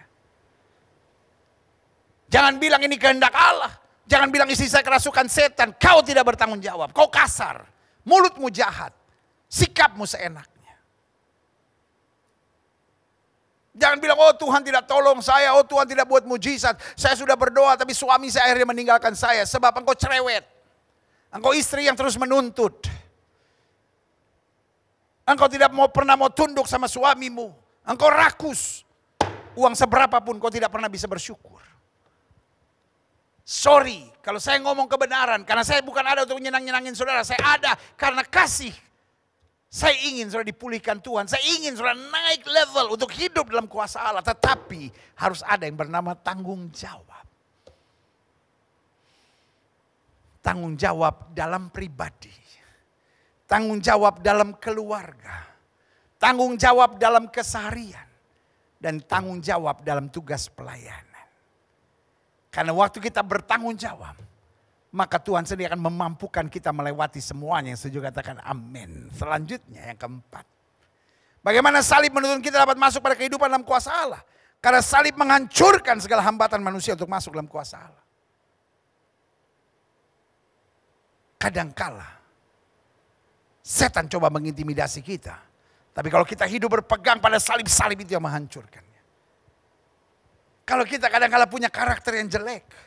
Tapi kita mau terus memandang salib, kita mau belajar dari salib, kita mau mengingat karya salib yang Kristus kerjakan buat kita. Maka kesombongan kita dihancurkan. Kepala batu kita, keegoisan kita. Kebiasaan manipulasi yang ada dalam diri kita. Dihancurkan oleh kuasa salib. Makanya selalu saya bilang, hidup ini bukan cuma cari berkat, hidup ini bukan cuma cari sukses, hidup ini bukan cuma cari hebat, tapi hidup ini cari kerajaan Allah serta kebenarannya. Hidup dalam kuasa salib. Maka salib menuntun kita pada kuasa Allah yang membawa kita pada kemuliaannya. Haleluya. Sama-sama bilang saya mau hidup dalam kuasa Allah. Kenapa saya harus berjalan dalam kuasa Allah? Karena iblis juga punya kuasa, dunia ini punya kuasa. Kalau saya tidak dipenuhi dengan kuasa Allah, maka dunia ini dan kuasa kegelapan akan menghancurkan dan menaklukkan saya. Selanjutnya, klik. Yang terakhir. Adapun orang percaya yang hidup dalam kuasa Allah, ada 4 berkat istimewa. Yang pertama, dia dimerdekakan dari kebodohan serta belenggu. Ada banyak orang merasa kawin cerai itu normal. Ada banyak orang merasa pakai narkoba itu normal, seks bebas itu normal, pacaran dengan orang tidak seiman normal. Jadi pelakor normal. Saya walaupun jadi pelakor tapi kan tetap pergi ke gereja. Saya kan walaupun pakai drugs tapi kan saya tetap pergi ke gereja. Walaupun saya seorang homoseks, saya seorang lesbian, saya seorang banci. Walaupun saya lakukan hubungan seks, walaupun saya nonton tayangan-tayangan cabul. Tapi kan saya tetap pergi ke gereja. Ini yang saya bilang bodoh, saudara. Makanya Alkitab bilang kamu sesat karena kamu tidak mengerti kitab suci dan kuasa Allah. Tapi orang yang hidup dalam kuasa Allah, dipimpin oleh Roh Allah, dipimpin dalam seluruh kebenaran Allah dalam firman Tuhan. Maka dia tidak mau hidup bodoh dan dia tidak mau dibelenggu oleh apapun. Dia tidak mau dibelenggu oleh kemunafikan, dia tidak mau dibelenggu oleh segala roh muka dua, dia tidak mau dibelenggu oleh segala kebencian, kepahitan, segala trauma dalam hidupnya. Dia lawan dalam nama Yesus dan kuasa Allah akan memerdekakan dia. Yang kedua, kenapa kita harus hidup dalam kuasa Allah? Bukan cuma sekedar mengerti firman. Bukan cuma sekedar, oh ya datang ke gereja. Bukan sekedar, oh ya saya tahu Alkitab. Tapi hidup dalam kuasa Allah. Dalam kuasa Roh Kudus. Kuasa yang membangkitkan Kristus dari antara orang mati. Orang percaya yang hidup dalam kuasa Allah dikuatkan untuk selalu hidup dalam roh dan kebenaran. Agar senantiasa hidup berkenan pada Kristus. Yang dia cari bukan sukses. Yang dia cari bukan dia lebih hebat dari yang lain. Berkenan pada Tuhan. Makanya ada istilah 2W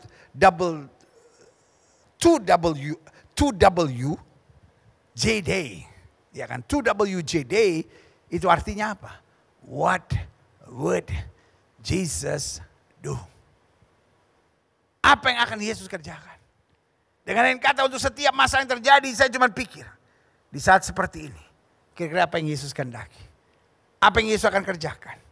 Apa yang akan Yesus buat? Saudaraku yang kasih dalam Tuhan. Orang yang dipimpin dalam kuasa Allah.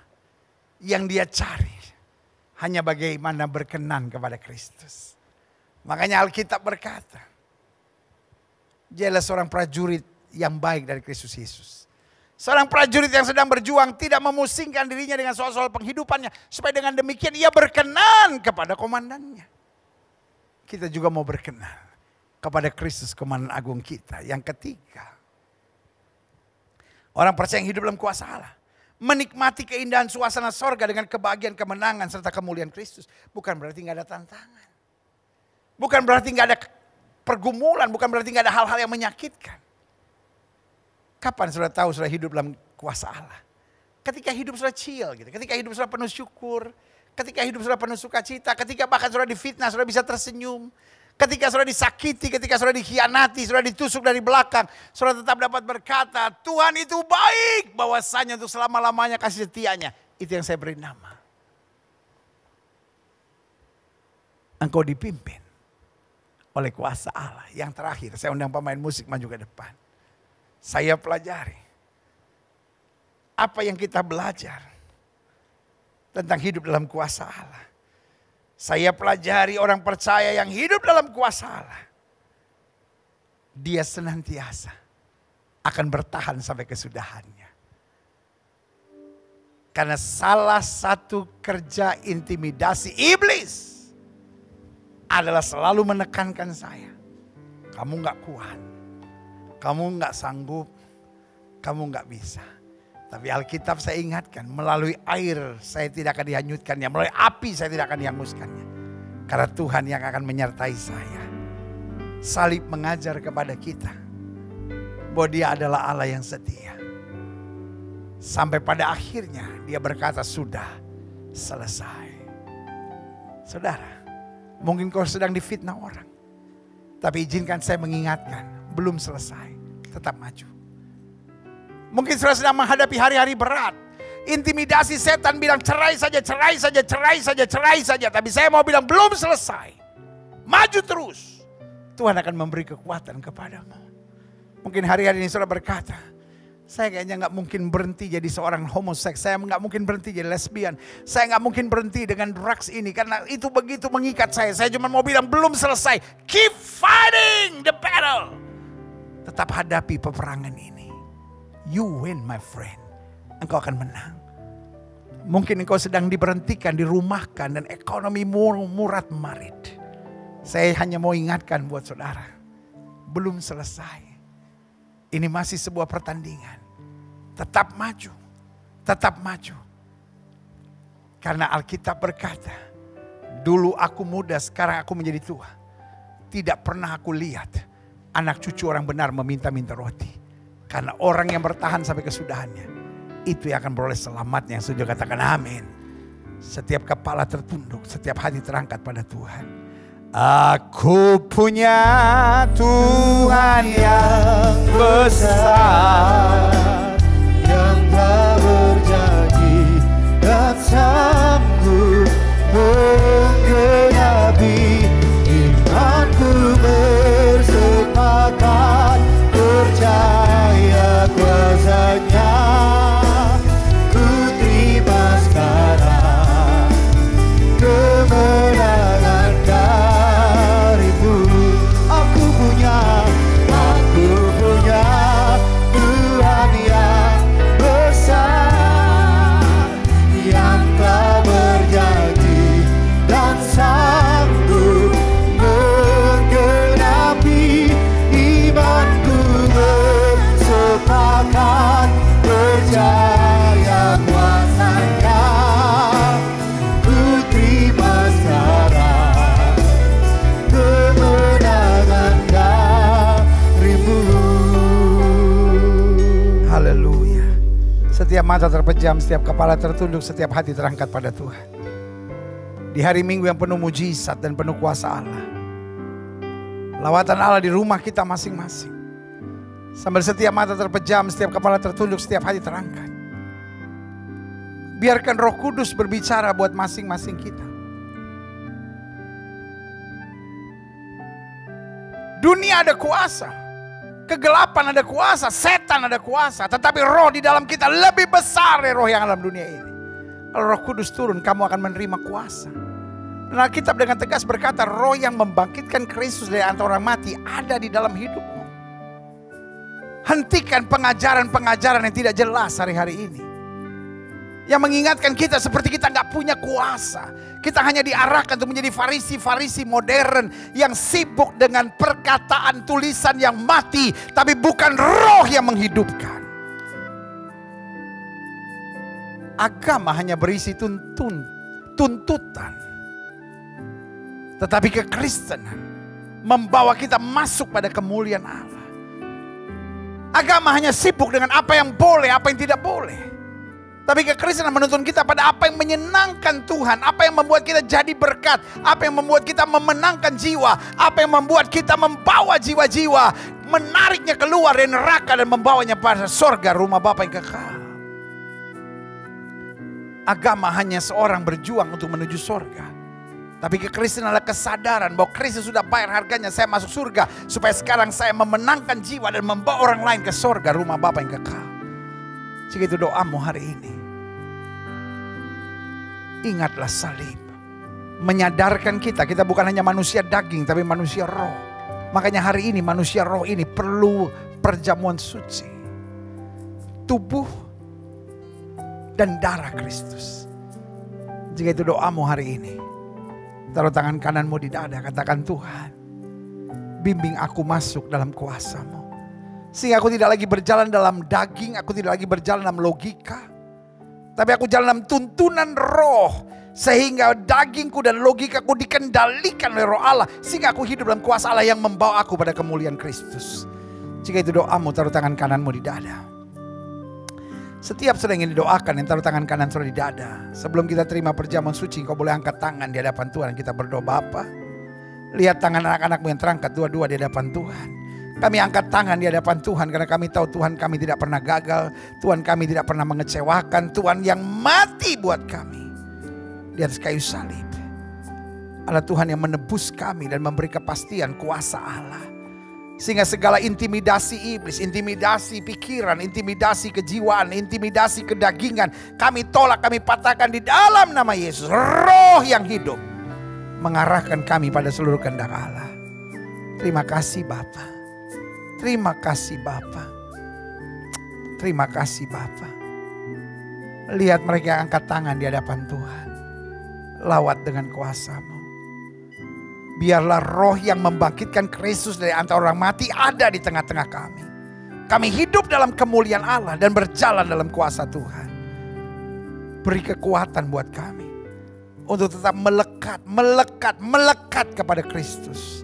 Terima kasih Tuhan. Kami lemah kalau Tuhan tidak beserta kami. Kami lemah kalau Roh-Mu tidak menyertai kami. Ampuni kami kalau kami hanya berkompetisi untuk mencari siapa yang benar. Akhirnya kami menjadi farisi-farisi yang menuju pada kehancuran. Tapi biarlah kami senantiasa mengerti agama yang mengajarkan tuntutan. Tetapi kekristenan membawa kami pada hubungan yang benar, yang berkenan dan menyenangkan hati Tuhan. Terima kasih Bapa. Hamba mengasihi jemaat-Mu satu persatu. Apa yang Tuhan taruh di hati hamba sudah hamba sampaikan bagi umat-Mu. Hamba doa firman termeterai. Apa saja yang mereka kerjakan dibuat Tuhan berhasil. Mereka gak turun tapi naik. Mereka jadi ekor, mereka jadi kepala. Hari-hari yang penuh mujizat boleh menjadi bagian hidup mereka. Terima kasih Bapa.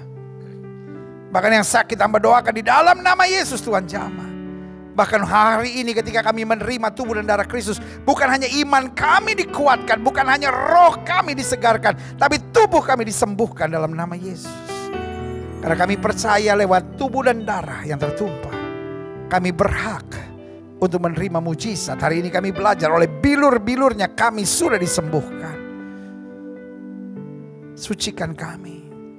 Sehingga hari ini waktu kami menerima tubuh dan darah Kristus, kami sungguh-sungguh dilayakkan dalam anugerah dan kasih-Mu yang sempurna. Terima kasih Tuhan Yesus. Terima kasih Tuhan Yesus. Bangsa negara kami Indonesia selamatkan ya Allah. Damai sejahtera atas bangsa kami. Umat mayoritas di bangsa ini Tuhan terangi, Tuhan tuntun, Tuhan bawa pada keselamatan yang sempurna. Gereja-gereja di mana-mana tempat Tuhan bela untuk tetap menyatakan kemuliaan-Mu. Gereja-Mu di tempat ini, Gereja Bethel Indonesia Glow Fellowship Center, Tuhan pakai terus untuk menegakkan kerajaan Allah dalam kebenaran dan kasih. Terima kasih Bapa. Terima kasih Bapak Presiden, Wakil Presiden, para menteri, pejabat di pusat dan daerah, para gubernur, para wali kota, para bupati. Kami doakan di dalam nama Yesus, roh takut akan Tuhan turun atas pemimpin-pemimpin kami. Kapolri, Panglima TNI, Ketua BNPB, Ketua BNPT. Kami ucapkan berkat di dalam nama Yesus, Tuhan tolong. Bahkan parlemen, dari DPD, DPR RI, MPR, DPD tingkat 1, DPD tingkat 2, DPR RI, DPRD tingkat 1, DPRD tingkat 2. Kami ucapkan berkat di dalam nama Yesus. Tuhan tolong. Sehingga para pemimpin-pemimpin kami ini terus hidup takut akan Tuhan.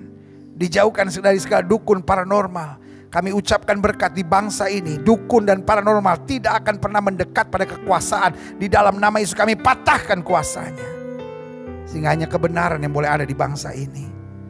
Tentara, polisi, hakim, jaksa, tuntun ya Tuhan. Karena mereka penegak-penegak hukum yang harus punya hati yang benar.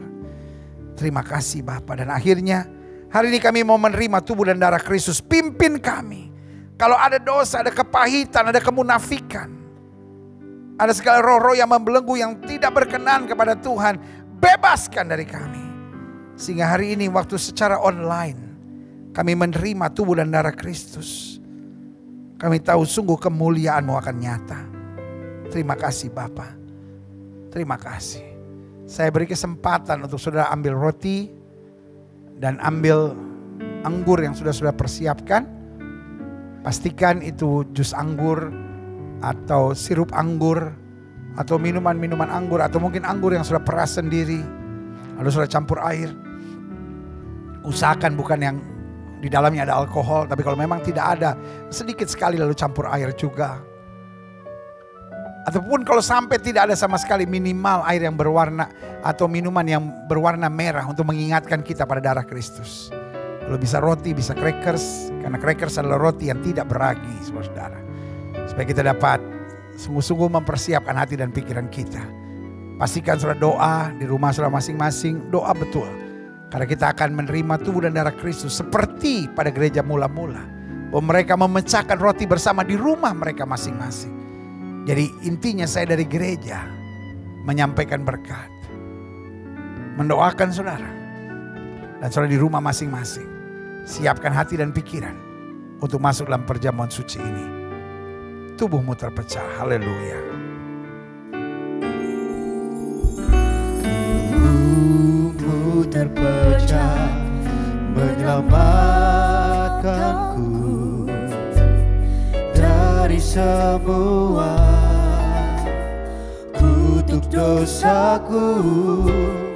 Darah-Mu tercurah melepaskanku dari semua kuasa kegelapan. Tubuh-Mu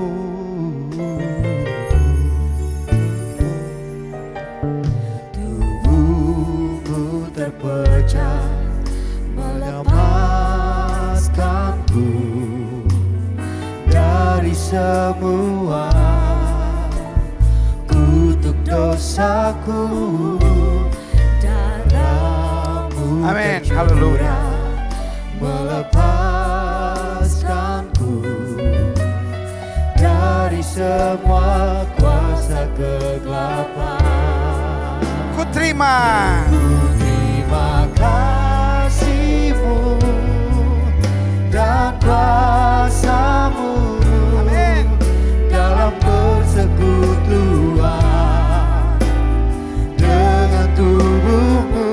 Ku terima janji-Mu, mujizat-Mu dalam perjanjian dengan darah-Mu.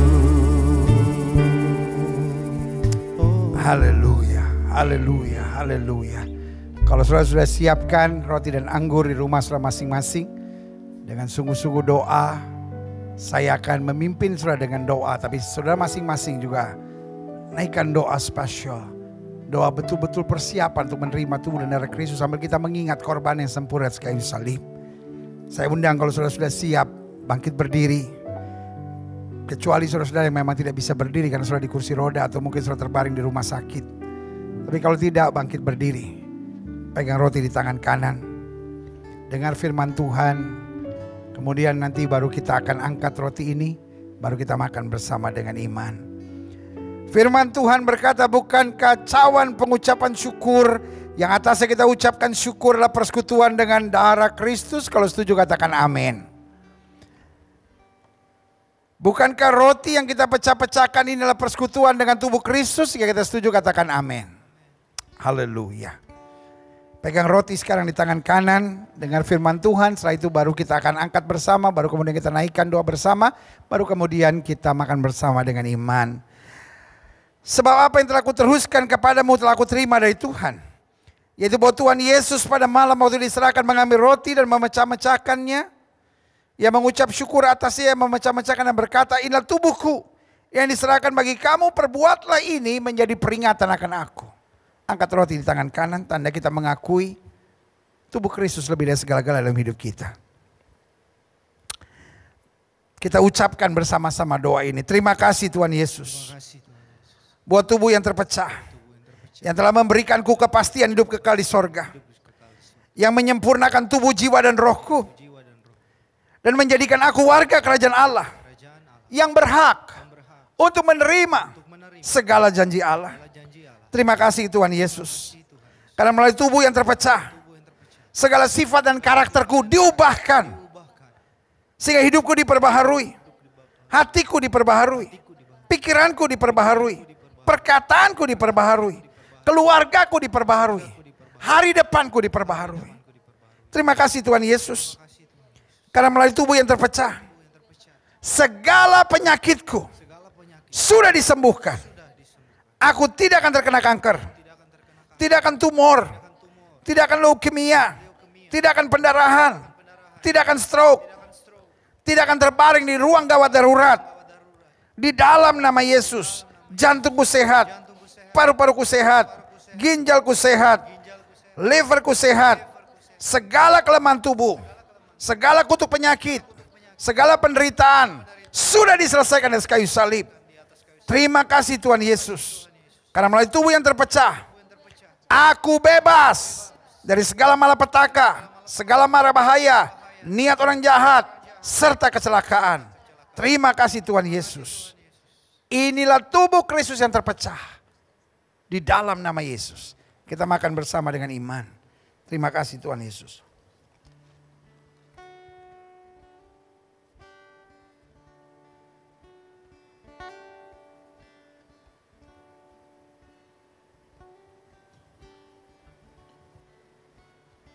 Haleluya.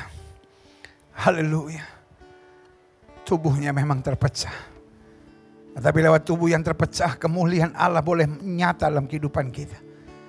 Sehingga kita dapat berkata, tubuhku sekarang adalah bait roh Allah. Karena Kristus yang telah mati dan bangkit bagiku memberikan roh yang membangkitkan orang mati itu. Membangkitkan Kristus dari antara orang mati itu. Ada di dalam hidupku. Haleluya, haleluya, haleluya. Dengar firman Tuhan. Pegang cawan di tangan kanan. Demikian juga yang mengambil cawan sesudah makan lalu berkata, cawan ini adalah perjanjian baru yang dimeteraikan oleh darahku. Perbuatlah ini setiap kali kamu meminumnya menjadi peringatan akan aku. Sebab setiap kali kamu makan roti dan minum cawan ini kamu memberitakan kematian Tuhan sampai ia datang. Jadi barang siapa dengan cara yang tidak layak makan roti atau minum cawan Tuhan, ia berdosa terhadap tubuh dan darah Tuhan. Kita angkat cawan tinggi-tinggi lewat kepala karena kita mengakui tubuh Kristus lebih dari segalanya. Kita naikkan doa ini bersama-sama. Terima kasih Tuhan Yesus. Buat darah yang tertumpah. Karena darah yang tertumpah, dosaku sudah diampuni. Hidupku telah lunas dibayar. Aku bukan milik dunia. Hidupku milik Kristus. Aku tidak lagi berada dalam gelap, melainkan dalam terang yang ajaib bersama Kristus. Terima kasih Tuhan Yesus. Karena melalui darah yang tertumpah, segala kuasa kegelapan sudah dihancurkan. Aku tidak bisa dihipnotis. Aku tidak bisa disantet. Aku tidak bisa terkena guna-guna. Hidupku dipagari. Kuasa Tuhan menjaga aku, menjaga keluargaku, menjaga pekerjaanku, menjaga seluruh usahaku, menjaga seluruh gerak hidupku, menjaga seluruh keluargaku, serta masa depanku. Terima kasih Tuhan Yesus. Karena melalui darah yang tertumpah, aku bebas dari segala kutuk dosa, kutuk penderitaan, kutuk keturunan, kutuk maut, serta segala kutuk yang diucapkan orang tentang aku. Hidupku berkelimpahan, tidak akan kekurangan. Hidupku akan selalu mengalami terobosan untuk meraih janji Tuhan dan berjalan dalam mujizat serta kemenangan setiap hari. Terima kasih Tuhan Yesus. Karena melalui darah yang tertumpah, hidupku sudah dipulihkan. Hidupku disempurnakan. Sehingga layak menjadi warga kerajaan sorga. Terima kasih Tuhan Yesus. Inilah darah yang tertumpah. Inilah darah Tuhan Yesus. Haleluya. Kita minum bersama dengan iman di dalam nama Yesus. Inilah darah Kristus. Haleluya. Haleluya. Haleluya. Haleluya. Haleluya. Haleluya. Haleluya. Haleluya. Haleluya. Haleluya. Haleluya. Terima kasih Tuhan, yang sakit sudah disembuhkan, yang lemah dikuatkan, yang imannya sudah ragu, sudah goyah. Hari ini kembali lewat perjamuan suci kami diingatkan tentang makna salib, makna korban Kristus, makna penderitaan, makna tubuh dan darah Kristus. Sehingga kami hidup dalam takut akan Tuhan, kami meninggalkan dosa. Kami dilepaskan dari belenggu dan kami berjalan dalam kehendak Tuhan. Terima kasih. Yang sakit disembuhkan dalam nama Yesus. Yang sakit disembuhkan. Yang terikat belenggu, setan-setan, bahkan kuasa kegelapan, roh-roh jahat. Segala mereka yang terikat dengan paranormal. Segala mereka yang terikat dengan roh-roh santet. Dilepaskan dalam nama Yesus. Bebas, bebas, bebas, bebas dalam nama Yesus. Terima kasih, terima kasih, terima kasih, terima kasih, terima kasih Tuhan Yesus. Anugerah-Mu dahsyat, anugerah-Mu luar biasa. Terima kasih Bapa. Terima kasih. Kami sudah menjadi satu dengan tubuh dan darah Kristus. Dan kami dapat berkata, kami lebih daripada orang yang menang. Karena Kristus yang mengasihi kami. Di dalam nama Yesus kami berdoa. Sama-sama kita yang percaya dan menerima kemenangan serta kemuliaan Tuhan. Kita sama-sama katakan, amin. Berikan tepuk tangan yang meriah buat Tuhan. Haleluya, haleluya, haleluya. Silahkan duduk. Tuhan memberkati Bapak Ibu Saudara sekalian. Wow, saudara yang kasih dalam Tuhan. Sungguh ibadah yang luar biasa, amin. Jangan selesai dulu, jangan keluar dulu saudara ya kan. Tunggu dulu, karena kita masih ada doa penutup, doa berkat, saudara, masih ada pengutusan. Jadi karena itu tunggu dulu saudara ya kan. Dan sekarang waktunya kita memberi persembahan saudara. Dan sekali lagi saya ulangi, persembahan tidak diwajibkan. Saudara yang mungkin merasa nggak perlu memberikan persembahan, don't need to, ya kan? Tetapi saudara-saudara yang mengerti bahwa saya harus datang ke rumah Tuhan dengan sukacita, dengan membawa persembahan saya, silahkan saudara berikan yang terbaik. Dan khususnya ini minggu pertama, jadi kalau saudara digerakkan Tuhan untuk mengembalikan perpuluhan milik Tuhan, karena perpuluhan adalah milik Tuhan, karena berkat Tuhan buat kita adalah 90%, 10%-nya adalah titipan Tuhan di tangan kita untuk pekerjaan Tuhan dapat terus bekerja di muka bumi.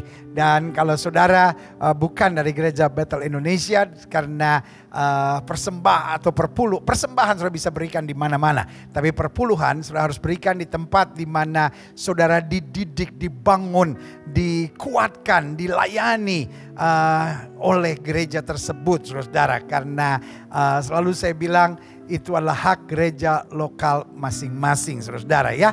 Jadi kalau saudara jemaat dari Gereja Bethel Indonesia Glow Fellowship Center, silahkan saudara memberikan perpuluhan di tempat ini. Tapi kalau saudara gereja lain, silahkan berikan perpuluhan di gereja saudara tersebut, iya kan. Tetapi kalau saudara memang mungkin belum bergereja tetap dan saudara merasa gereja ini yang mengarahkan saudara, membimbing saudara, menguatkan saudara, maka saudara juga boleh memberikan. Tapi kalau saudara bagian dari gereja lain dan saudara memang adalah warga dari gereja tersebut, saya mengarahkan saudara untuk mengembalikan perpuluhan ke gereja saudara masing-masing. Tapi khusus persembahan saudara bisa berikan di mana-mana ya, jelas ya. Karena ini minggu pertama, saudara digerakkan untuk memberikan perpuluhan atau mengembalikan perpuluhan milik Tuhan dan memberikan persembahan. Silahkan di layar televisi Bapak Ibu saudara sekalian ada account bank saudara, ya kan, dan itulah cara yang disebut new normal untuk persembahan, karena sudah tidak ada lagi kotak-kotak persembahan, tidak ada lagi kantong-kantong persembahan yang orang Manado bilang kantong derma, iya kan, tetapi kita sekarang mau memberi melalui transfer bank, dan itu juga berarti more safe. Kenapa? Karena dengan sudah memberi pada bank, memberi langsung melalui transfer bank, maka kita juga tidak perlu memberikan tanda sudah menerima. Kenapa? Karena kalau saudara transfer lewat bank, otomatis sudah menerimanya. Jadi kami hanya mendoakan setiap saudara dan ucapan syukur dan terima kasih saya sampaikan melalui mimbar ini. Terima kasih untuk setiap saudara yang memberi, dan ingatlah saudara memberi bukan pada gereja, tapi saudara memberi untuk pekerjaan Tuhan, untuk lawatan kegerakan Roh Tuhan melalui pelayanan di Gereja Bethel Indonesia Glow Fellowship Center. Mari kita berdoa. Bapa, terima kasih. Kami tidak mau menghina Tuhan dengan persembahan kami, karena terlalu banyak yang Tuhan sudah percayakan dalam hidup kami. Meskipun di masa-masa yang berat ini, tapi ada saja berkat Tuhan. Karena itu kami mau mendisiplin diri kami bahwa perpuluhan adalah milik Tuhan yang harus kami kembalikan. Karena itu kami mengembalikannya dengan sukacita. Tuhan memberkati berlipat kali ganda. Dan mereka yang juga memberi persembahan dengan sukacita, Tuhan memberkati dengan berlipat kali ganda. Bahkan dijauhkan mereka dari belalang pelahap, belalang pengerip, belalang pindahan, belalang pelompat. Tetapi diperintahkan kepada mereka berkat yang luar biasa. Sampai berlaku firman Tuhan, anak cucu orang benar tidak akan meminta-minta roti. Anak cucu orang benar akan diberkati dan akan perkasa di muka bumi. Di dalam nama Yesus kami siap memberi yang terbaik. Haleluya. Sama-sama kita katakan amin. Sekarang waktunya sudah memberi yang terbaik. Bisa pakai M-Banking atau mungkin ke ATM, bagaimanapun caranya, pastikan sudah beri yang terbaik dengan sukacita. Karena Tuhan akan memberkati mereka yang memberi dengan sukacita. Dan puji Tuhan, Kiki, Aten, dan tim musik, haleluya, puji Tuhan, tetap semangat. Haleluya, kita semangat sekali melayani saudara di hari minggu yang dahsyat ini, di minggu pertama bulan September, melalui pelayanan firman Tuhan, puji-pujian, dan juga melayani pelayanan perjamuan suci. Saatnya kita akhiri ibadah kita. Kita bersyukur Bapa, terima kasih buat anugerah Tuhan, buat kebaikan Tuhan. Kami sudah menerima firman Tuhan. Kami tidak mau jadi orang percaya yang bodoh, yang menerima firman tapi tidak melakukannya. Tapi kami mau jadi orang percaya yang hidup dalam kemuliaan Tuhan, yang berjalan dalam kasih karunia Tuhan, berjalan dalam rahmat Tuhan, dan berjalan di dalam takut akan Tuhan. Terima kasih Bapa, terima kasih. Tolong kami untuk selalu jadi terang. Tolong kami untuk selalu menjadi saksi Tuhan. Tolong kami untuk terus memenangkan jiwa bagi kerajaan sorga, mentuntaskan amanat agung yang Kristus perintahkan buat kami. Haleluya. Dan akhirnya saudara-saudara sekalian, kekasih Kristus, permata hatinya Kristus, kembalilah dalam hidup saudara sehari-hari. Dan ingatlah, perjuangkan dalam hidup ini supaya kita semua dapat berkata, keluargaku adalah sorgaku, rumahku adalah istanaku. Dan ingatlah, selama kita tidak miring ke kiri maupun miring ke kanan, hidup kita akan diberkati. Kita tidak akan turun tapi naik. Kita tidak akan jadi ekor menjadi kepala. Bahkan melewati lembah kekelaman, kita tidak takut bahaya. Gadanya dan tongkatnya menjadi penghiburan buat kita. Ingatlah firman Tuhan berkata, kamu adalah garam dunia, kamu adalah terang dunia. Artinya lewat hidup kita, biarlah orang melihat perbuatan kita yang baik dan memuliakan Bapa kita yang di sorga. Suami, kasihlah istrimu dan janganlah berlaku kasar kepadanya. Istri, hormatilah suamimu dan tunduklah pada suamimu. Orang tua, jangan bangkitkan sakit hati dari anak-anakmu. Anak-anak, hormatilah, taatilah orang tuamu di dalam Tuhan. Jemaat sekalian, terimalah berkat Tuhan, kasih dari Allah Bapa, anugerah dari Tuhan Yesus Kristus, pimpinan penyertaan kuasa Roh Kudus menyertai hidup kita masing-masing mulai saat hari Minggu yang penuh berkat, penuh mujizat ini, sampai Maranatha, Yesus Kristus datang kembali untuk menjemput setiap orang yang hidup sesuai kehendaknya. Bersama-sama kita angkat pujian ini. Kiranya, haleluya, Engkau memberkati aku berlimpah-limpah. amin, digenapi dalam hidup kami. Dan memperluas